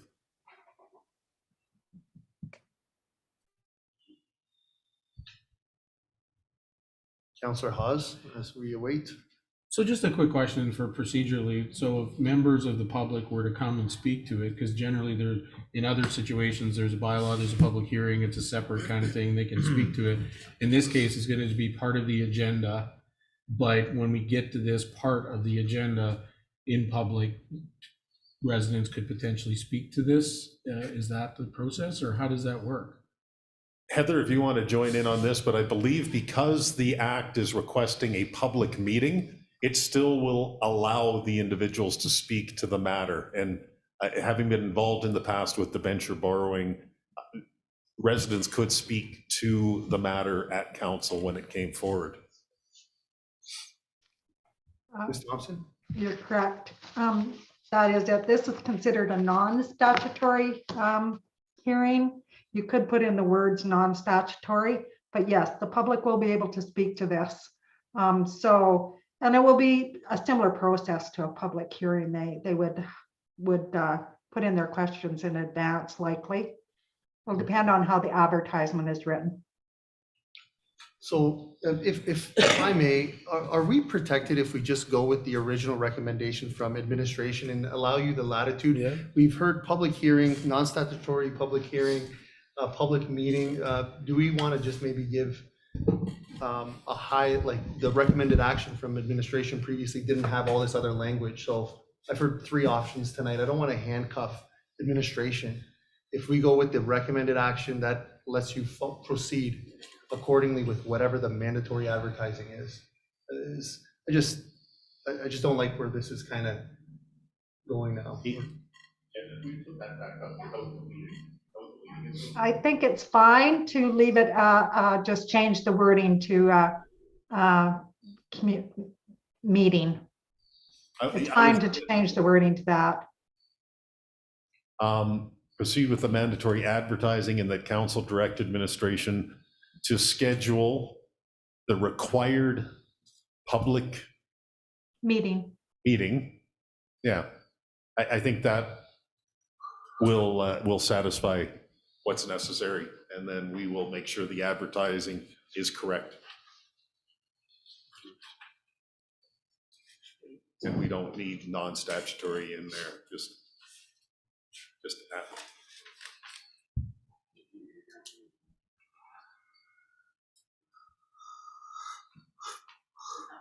Yeah, so we'll take it back up. Councillor Hawes, are you okay with that change? Yeah, I'm okay with it. The only thing, if I may, I don't know if we need to request administration proceed with the mandatory advertising part, if we're doing that second part, then. It was just authorization as presented and further presented, and that council direct administration to schedule. If that's, administration is okay with that. Administration? I think we're okay with that. Jen, if we went both the fifth line, yeah, between council and direct, and just delete it back. What do you want to take off? So if we, The mandatory advertising? Yeah, so as presented, and that council direct administration to schedule. So everything after, yeah.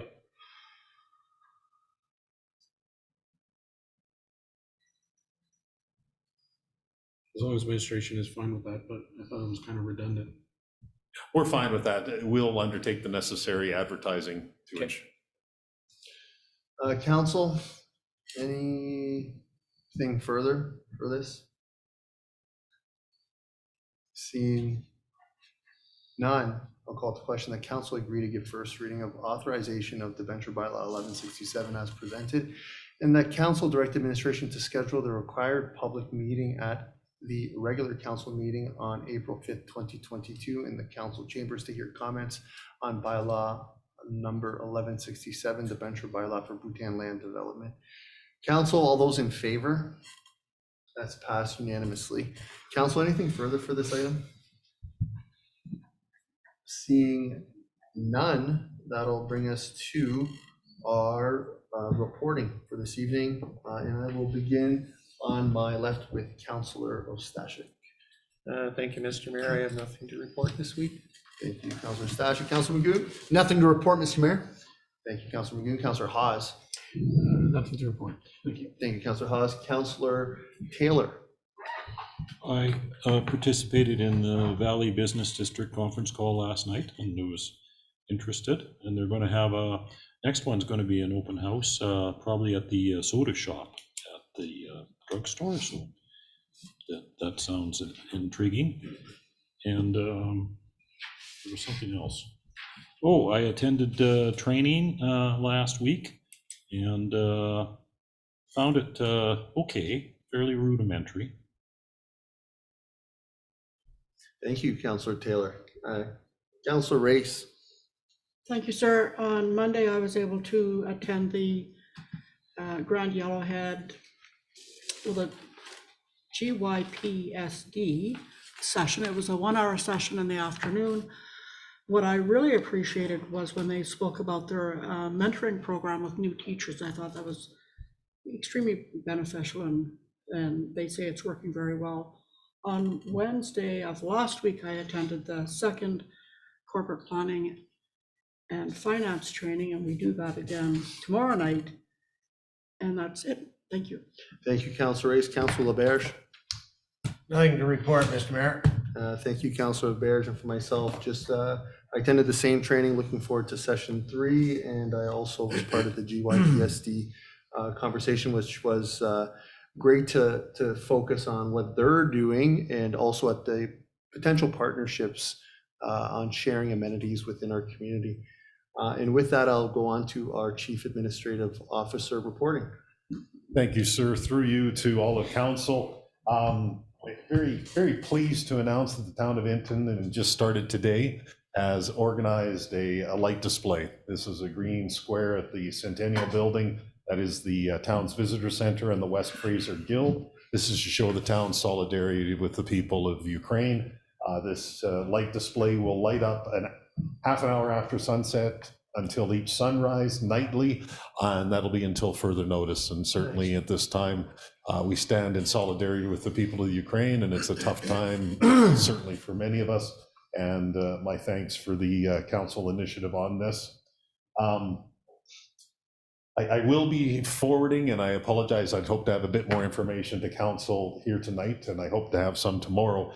On the discussion of the strategic planning session, I'm waiting for a third individual agency to get back to me with their information. I'd like to just circulate that out with some additional proposed dates for council, just to get your feedback and your thoughts on the 3, and then get that scheduled here very shortly. Hopefully have that out to you this week. Let's see. I've had a chance with a couple of members of council to undertake the interim CAO tours, and was reminded by Councillor Race. So certainly would like the opportunity, as your schedules permit, to drive around town with you, get some of your feedback and thoughts on some opportunities here in the town of Hinton, and take some of your concerns forward and deal with staff on those. And as your schedules permit, just let me know and I'll make it work. From a status report, I would like to share with council, and this is for anybody listening as well at home, is that not the best news, but the town of Hinton will, and there will be a comprehensive communication strategy that we'll be bringing forward and sharing with council. But I wanted to get this out there as soon as we could, is that the pool, we do have regular, not necessarily annual shutdowns, but we do have regular shutdowns of the swimming pool here in Hinton. And there is a major shutdown proposed this year that is going to take a good chunk of May and June to complete. And so as those details are finalized, my staff will be bringing a communication strategy forward to share with council. I just wanted to let you know and be aware of that. There is some significant work that has been put off for a couple of years that we are proceeding with, and repairs necessary at that pool. So I do regret that we are talking a 6 to 8 week shutdown of the pool, but it is work that is necessary to continue the operations and the effective and safe operations of that facility. So there will be information coming to council, and we will be having an aggressive communication strategy around this. Sir, that's the extent of my reporting and status updates. Thank you, ICO Hanlon, and I do want to take a moment and thank Councillor Race for beginning the initiative for the lighting of the trees at Green Square for our support for the Ukraine. So great to see that we're moving forward with that. That'll bring us to our correspondence for this evening. Administration, is it the intent to be providing a motion to accept this for information? Sir, it would be the intent of administration to present this as information and seek any questions if required. Otherwise, just that this item be received, and we would continue moving on with the agenda. Thank you for that. Council, any questions? If not, I'll entertain a motion to accept for information. Councillor Hawes? Accept the, the FCSSAA board meeting highlights of January 28th as information. Thank you, Councillor Hawes. Council, we have a motion on the floor. Councillor Taylor? Never mind. Thank you. Council, anything, any debate or questions? Seeing none, I'll call to question. All those in favor? Let's pass unanimously. That'll bring us to our notices of motions. Seeing that there's none scheduled, that'll bring us to our closed session part for this evening. Council? Councillor Magoon? I'd like to make a motion that we move into closed session following a 5-minute break. Thank you, Councillor Magoon. We have a motion on the floor. Seeing no one, I'll call to question. All those in favor? That's passed. Thank you very much.